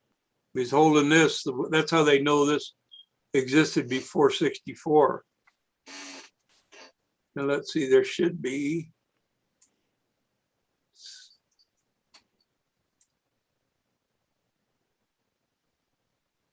There's the other one, black and white with red. That's pretty. I like that paint scheme. Yeah. But anyway, that and then the question, what other plane that Sterling had is a classic or old time legal? P-51 Mustang. No. They had a profile. It was Yak 9. Yak 9. Yeah. I've got a P-51 downstairs. It was that Sterling or Scientific? Anyway, Randy Smith had the plans and said it was old time legal. Well, that don't mean it was. It just means that's why I bought it. Yeah. Well, I used to fly them both, and I was told that the only one that was old time legal was the Yak 9. Yak 9, yeah. Okay, and if you want, I'd like to share one more with you. All right. It's a Brazilian design.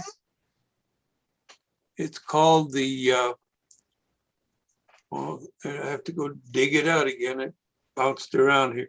It's a Brazilian design. It was designed, it is classic legal, but tell me what this looks like to you. This is for 15 to 20 size.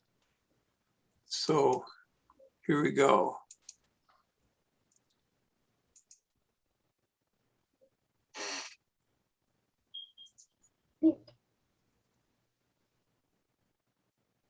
Smoothie?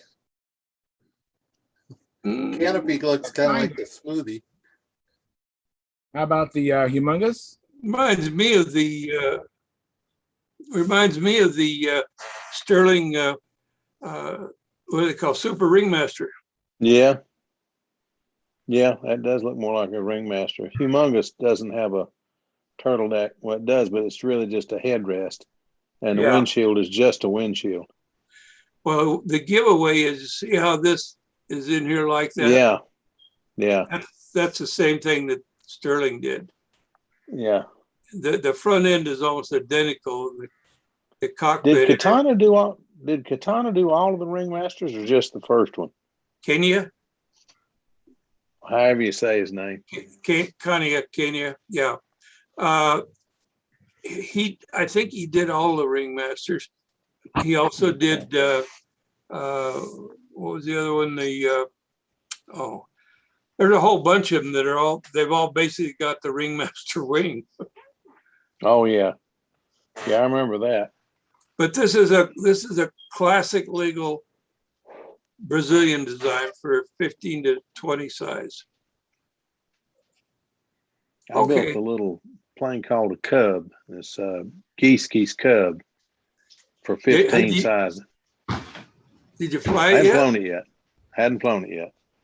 But it's a cute little airplane. It's a cute little airplane. Hey, Dennis, thanks for coming in. Hey, Danny. Guys, I'm out of here. Hey, Eddie, thanks for coming in, Eddie. Take care of yourself, Eddie. Hold on, Eddie. When are we gonna go flying, man? When are you gonna get your butt down here and go flying? Or tell me where you're flying up there, and I'll come fly with you. Where are you flying up there? Actually, rotten luck with weather lately. You're supposed to go out today and got rained and blown out. Tomorrow it's going to get rained and blown out again. So then Wednesday I'm on Crawford jury duty. So okay. Hang on one second, Denny. Denny, hang on a second. Mike's trying to get an answer from Eddie. Did Eddie go away? Oh, no, I'm right here. Go ahead. I'm ahead. flying out at my church right now, Mike. But yeah, just give me a heads up when you're going to fly. Like I said, I don't have my AMA to be able to fly one of the whatever parts you're flying at, but. It won't matter at one of them. It does matter at the other. But why don't you tell me when you're going to fly at your church and come up to Springfield and just, give me a little heads up, a couple days. Tell me, 3-4 days ahead you want to go. And if the weather looks good, and Sam and I'll make a trip up there and go do some flying with you, man. Cool. Yeah. I'll let you know. Okay. I got your number. All right. I got your number. Okay. All right. All right, man. See you. All right, man. Take it easy. Take care, Eddie.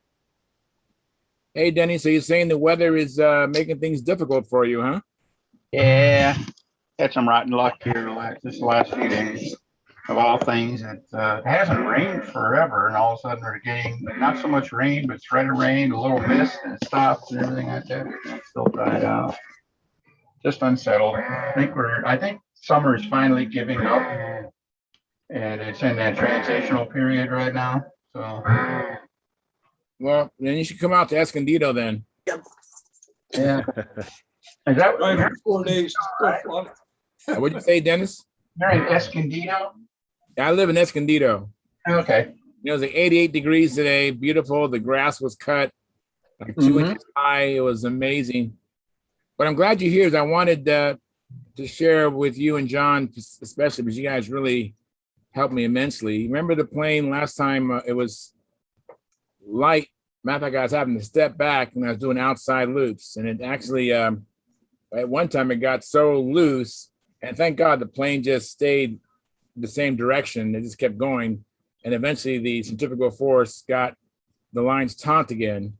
And I was talking last Friday, and John said, "We'll try a Raby rudder," and I said, "Well, I actually have a Raby rudder. I disengaged it, and I wanted to explain that I remember now I was talking to Carl, and he said you had the Raby rudder, but I took it off because I wanted to see how much of a difference it made. But then I had other things get in the way, and I forgot all about it. So I disengaged it a while ago, and then so it was easy for me to hook it back up. So I hooked it back up, went flying today, and I was ready to back up. I was just on, defense and had anxiousness about flying outside and outside loops, but it flew better. And so now I'm just continuing to just fine tune it because I have it on its furthest hole from the rudder, the connection. So it's actually the slowest arc right now. And so I have like 5 holes.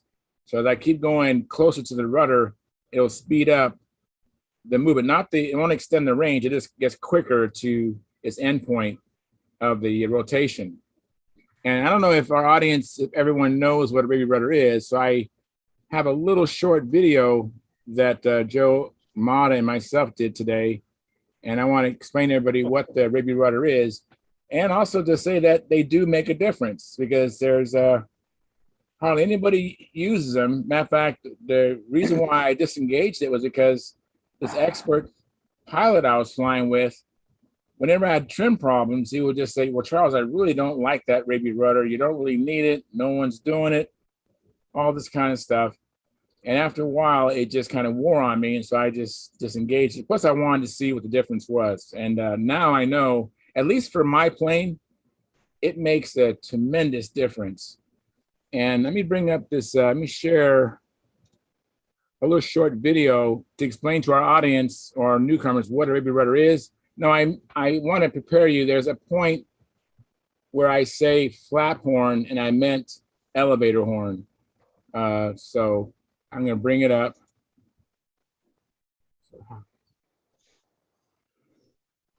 Are you guys seeing it or?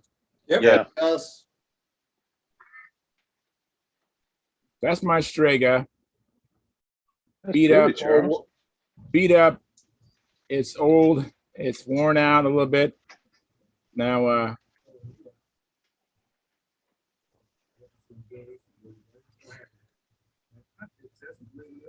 It's kind of like skipping on my end, but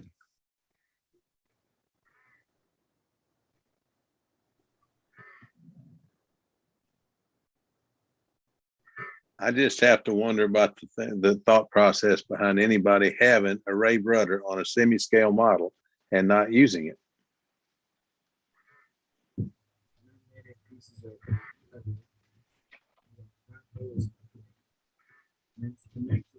Charles, that 81 must be a heavy son of a gun. Holy cow, how much lead you got on the back of that thing, man? 2 ounces. 2 ounces. 2 ounces.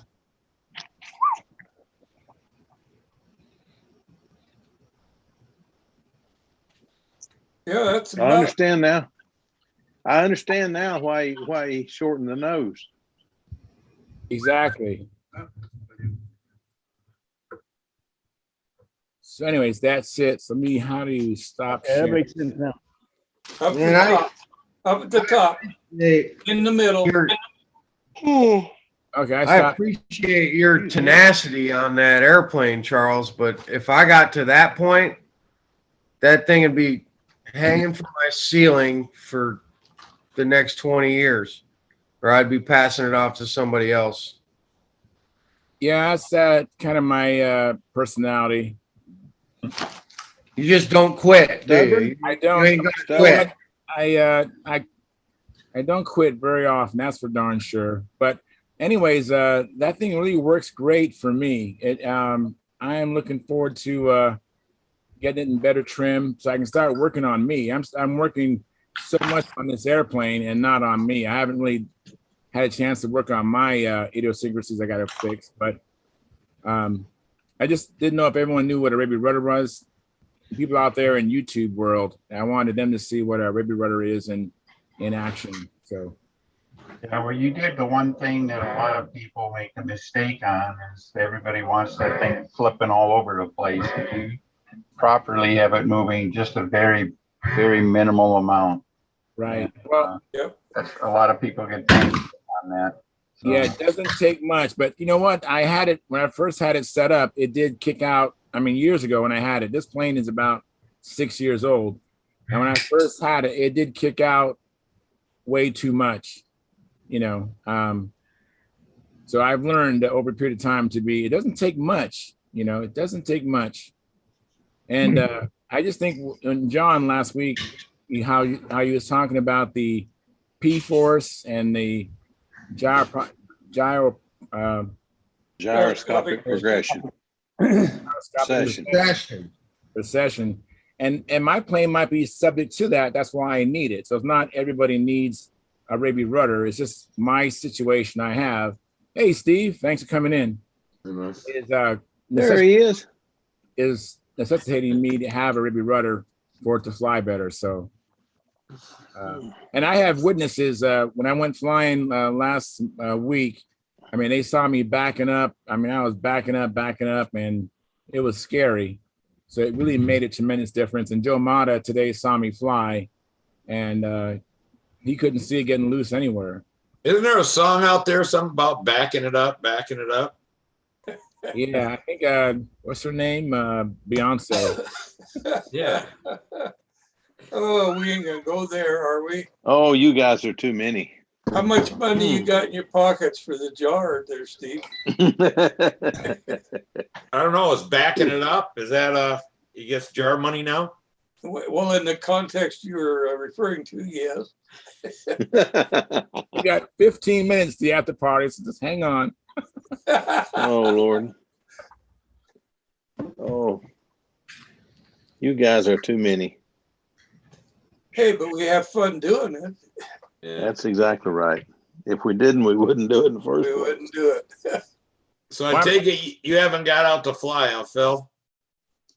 No, I went out and gave Steve that Cavalier, but I didn't get to fly any.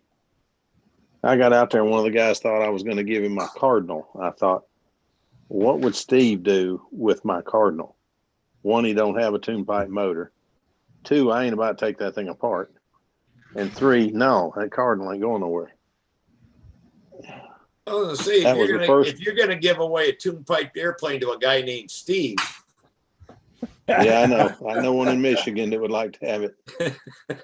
No, this thing, it's only an OS. It's a OS 46 VF, and people kept telling me a 46 is not big enough to fly that airplane. Well, it flew on a 40. It flew on a 40.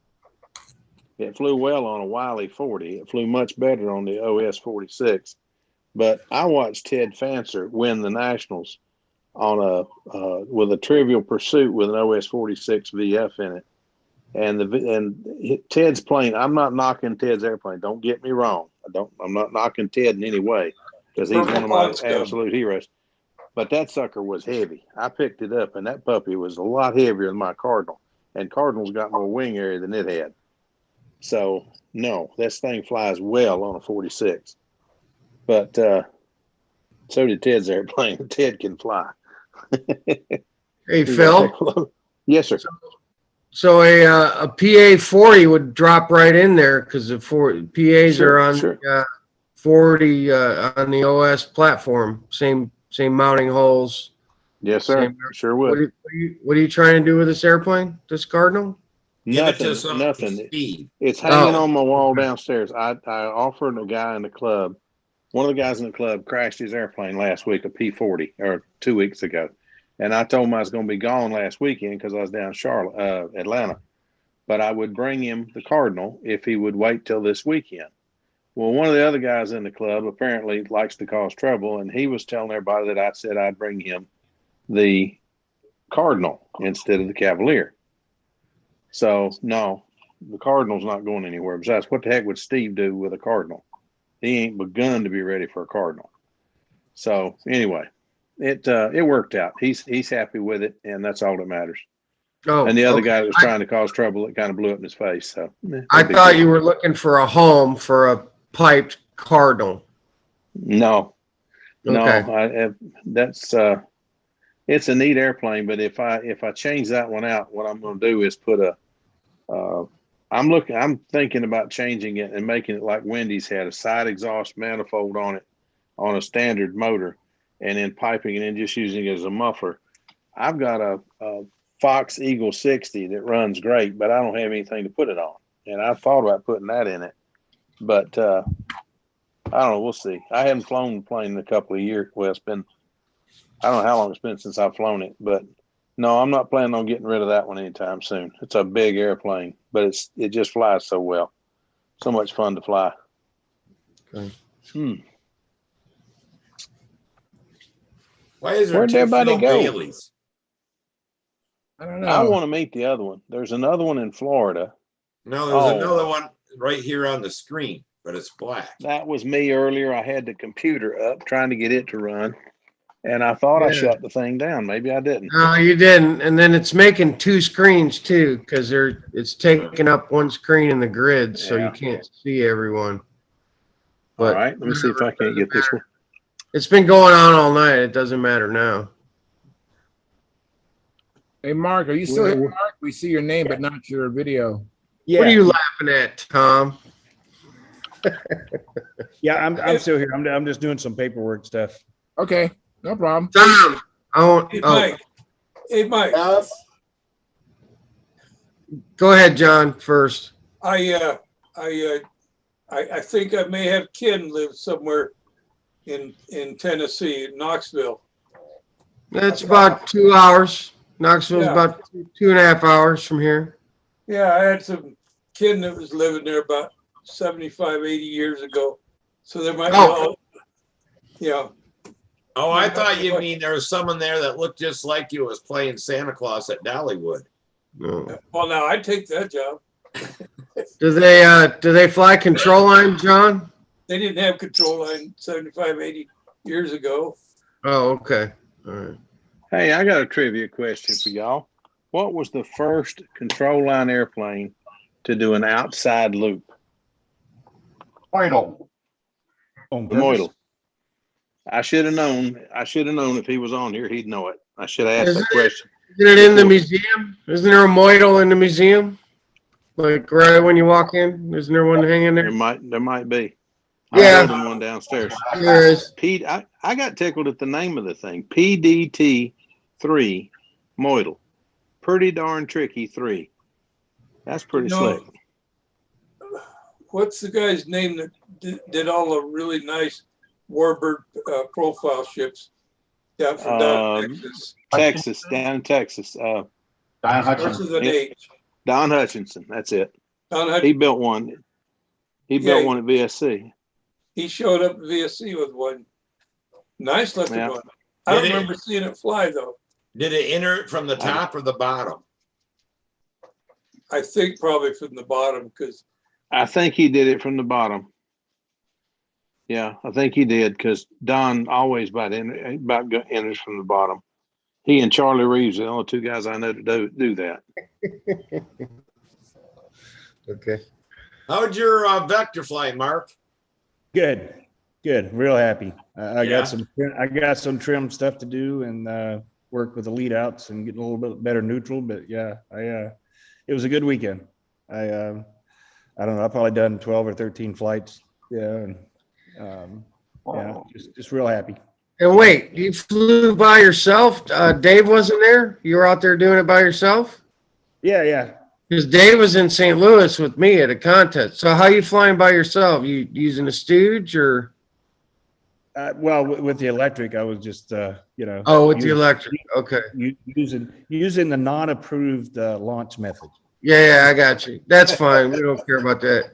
Listen, man, you need to jump in that helicopter and just little short hop over to Nashville one weekend, or even a weekday, dude. You know I'm available weekdays. Yeah, that's true.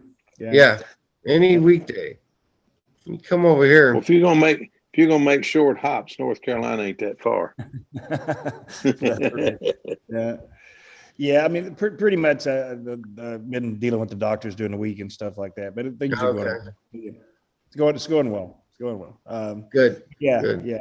I was real happy with the weekend and the fly. It's a big learning experience for me, you know, with the electrics and stuff like that, you know, and managing the batteries and stuff like that, you know. And one thing I did find out is with electric, you can get very tired quickly because you can fly. If you're flying by yourself, you can just do back to back, you know, and all of a sudden, you know, a lot of running. A lot of running. So, Mark, as long as you don't change stuff, Mark, it flies the same every time, doesn't it? Yeah, that's true. That's very true. You know, I done a couple of adjustments. You start out with some 2-minute flights, and then you know, it was flying fairly smooth, and then went to 4 minutes. And you know, I think, as you guys said, I will be limited to endurance with those batteries and the and that particular motor. At about 4.5 minutes is what I had it set to, you know, and the batteries were at like 3.6, 3.7, you know, at the end of those, you know. So I don't know if you probably shouldn't take them down much more than that. I don't think. Yeah. No, 3.6 about right. 3.6, 3.7 is about right.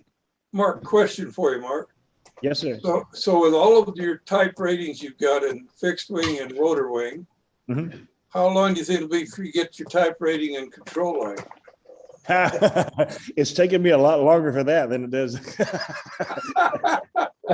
Yeah, it's. I even said to Dave, and he got a big chuckle out of it. You know, I can fly an airplane all over the world, you know, with my hands tied, just like driving a car, you know, but I can't do an outside loop. Yeah.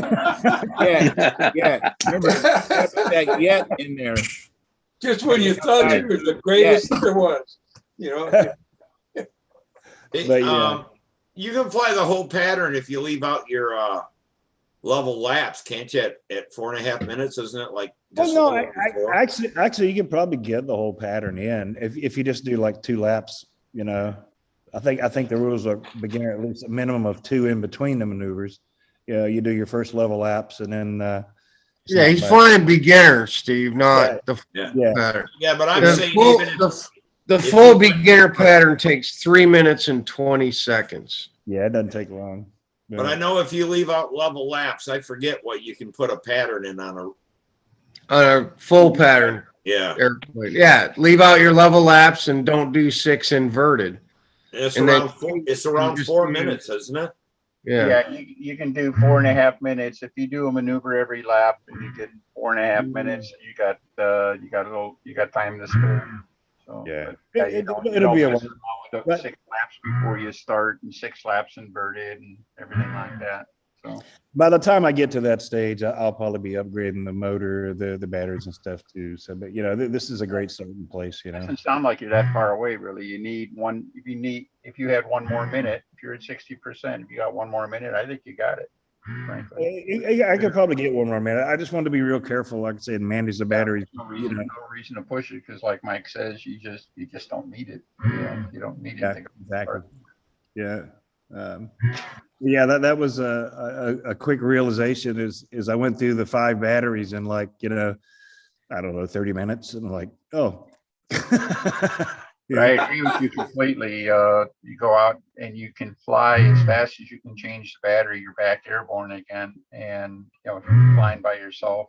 Yeah. And exactly. I noticed, you know, especially flying my big airplane, I was getting sore shoulders and everything like that, and out of breath and everything.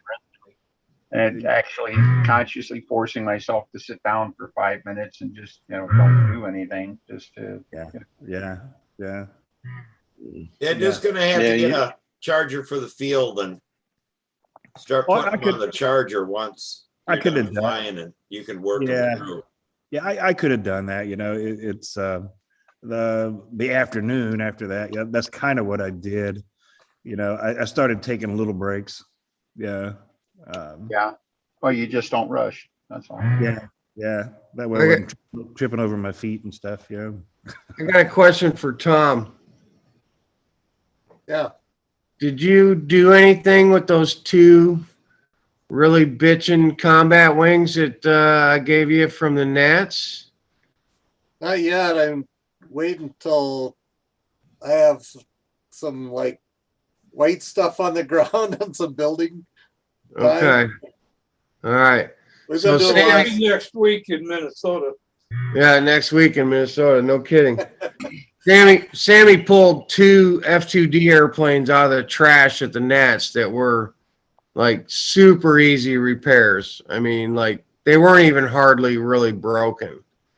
And Sam pulled them out of the trash, and we were so packed in the truck because I didn't have my topper at the Nats, so we were limited on space. And I'm going, Sam, we cannot take all this crap home with us. There's no way. We can't do it.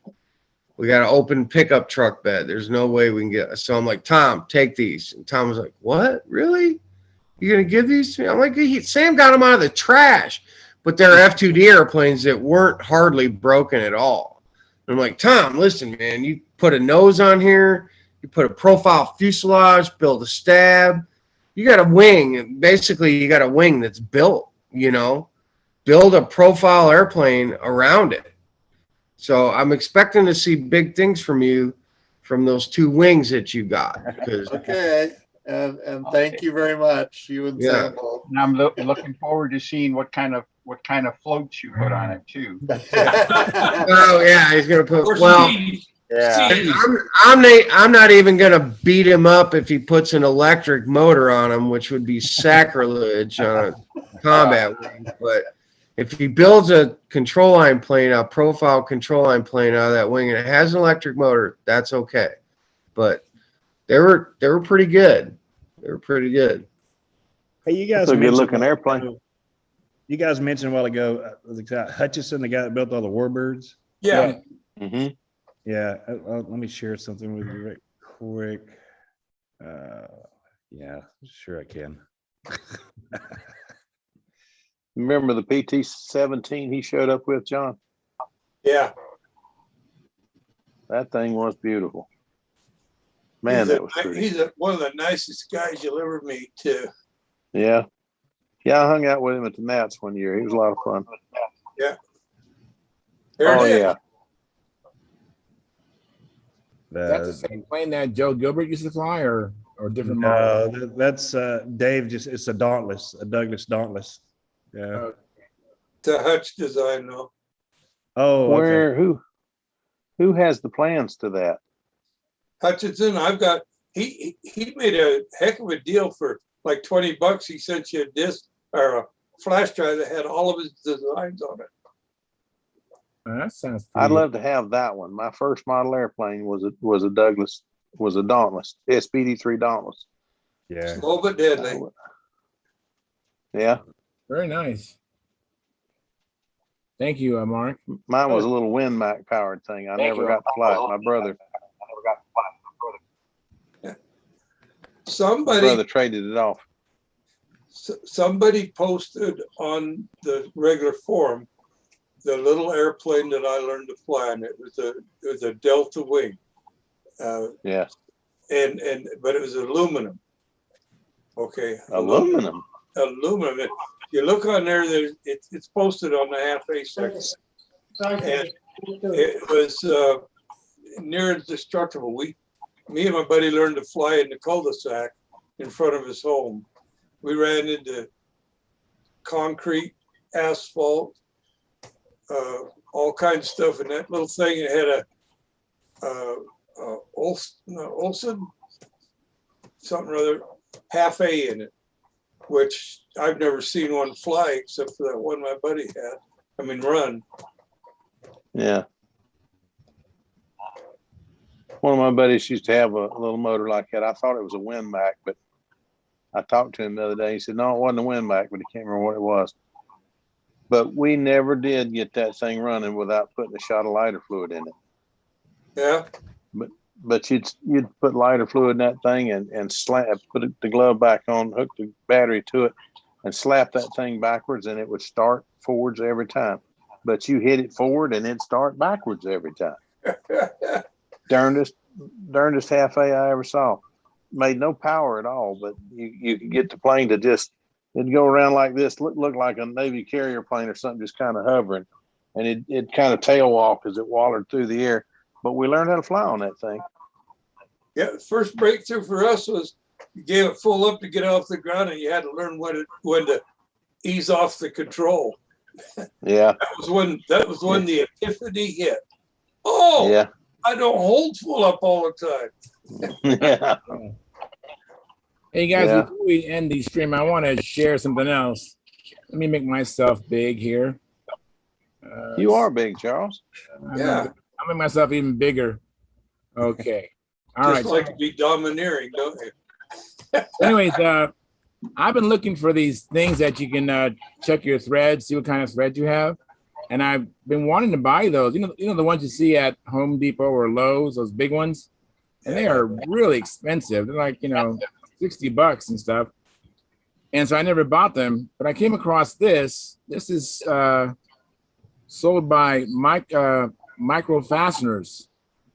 And this is the SAE one.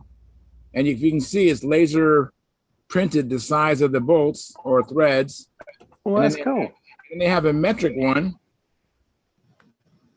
And this is metric, and it's nice and small. I mean, they're both very small. They can fit, anywhere in your toolbox, flight box, and it's $15.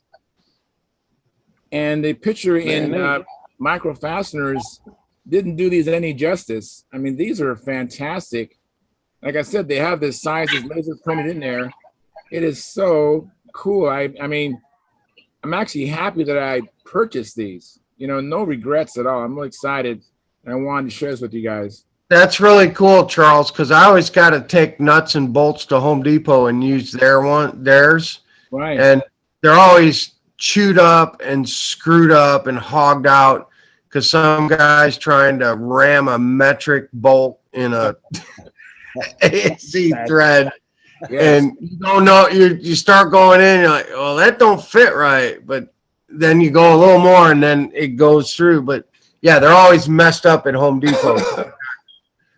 Idiots trying to shove metric in standard or standard in metric. So it'd be nice to have a set for your garage. Yes, for $15. I mean, the minimum would be $8 shipping, but they have so much other good stuff there too. It'd be worthwhile to put it in your cart and get. Charles, I think that's a great Christmas present for all of your Stunthangar regulars.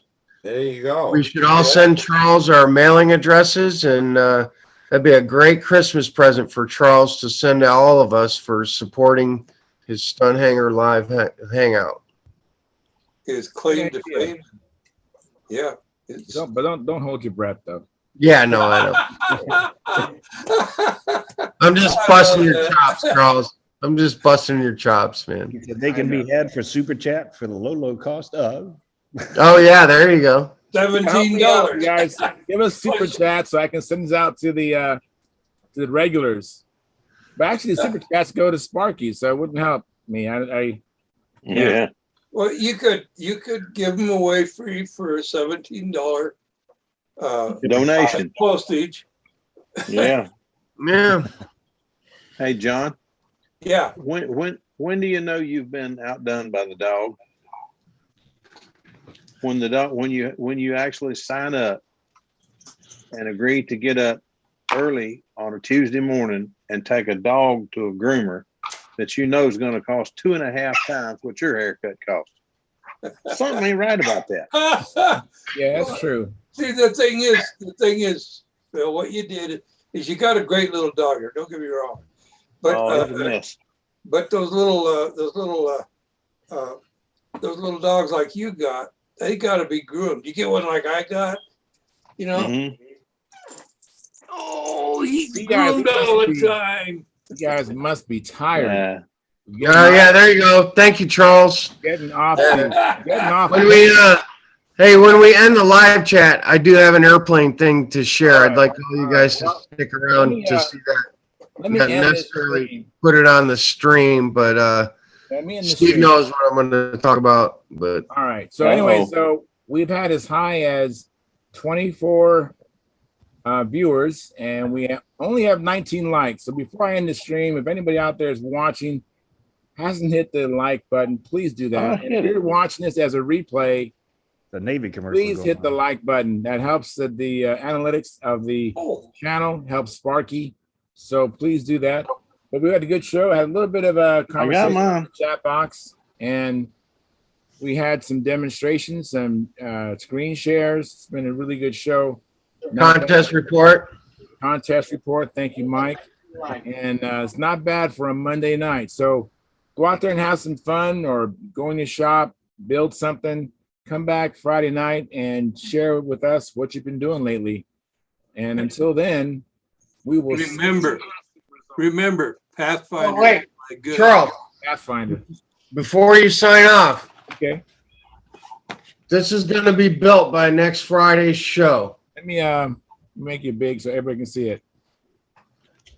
This is going to be built by next Friday's show. Nice.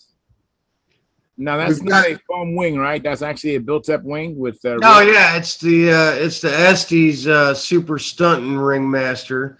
So we have two Ringmasters. I got that Brodak ARF that I won in Arkansas last spring. We put that together. We have another really nice Ringmaster that was built by Masahiro. Oh God, I can't remember his name. That really nice take apart that the Japanese guy gave Sam at Brodak's. Super nice, super light. The Masahiro Hiki? Yes. He gave Sam his airplane. He flew from Japan to Brodak's 2 years ago, brought the airplane with him. He took the motor off the airplane, gave it to Sam. It's like a super nice take-apart Ringmaster. But for Ringmaster Day this year, we're going to go down and fly with the Huntsville guys. And Sam and I, of course, we're going to fly Ringmaster Combat. We're going to put streamers on them. So we're going to use the Brodak ARF, and I'm going to build this one so we have these two to fly for Ringmaster Combat, because we're not going to chance the airplane that Masahiro gave to Samuel. Nice. So, I'm on a gun. This will be at least in bones and ready to cover by Friday. That's my promise. All right. We're going to hold you to that. Okay. And anyways, we're going to sign off, but we're not going to go away. Now, if you ever want to join us in the after party, you need to be a registered member of Stunthangar Forum to find the link to attend the after party. It doesn't cost anything to join Stunthangar, except for you're using your real first and last name and a valid email address. And Sparky is spinning a lot of plates, but he will get to you. And if you do all that, put a space in your real name, he will approve you. Okay, so come on in sometime and join us in the after party. We have lots of fun, and sometimes you actually will learn things that you won't learn anywhere else in the after party. I'm talking about control line stuff that you'll learn. Oh, shucks. So anyways, we're going to say goodnight. We will see you again Friday. So take care. I'm stopping the stream.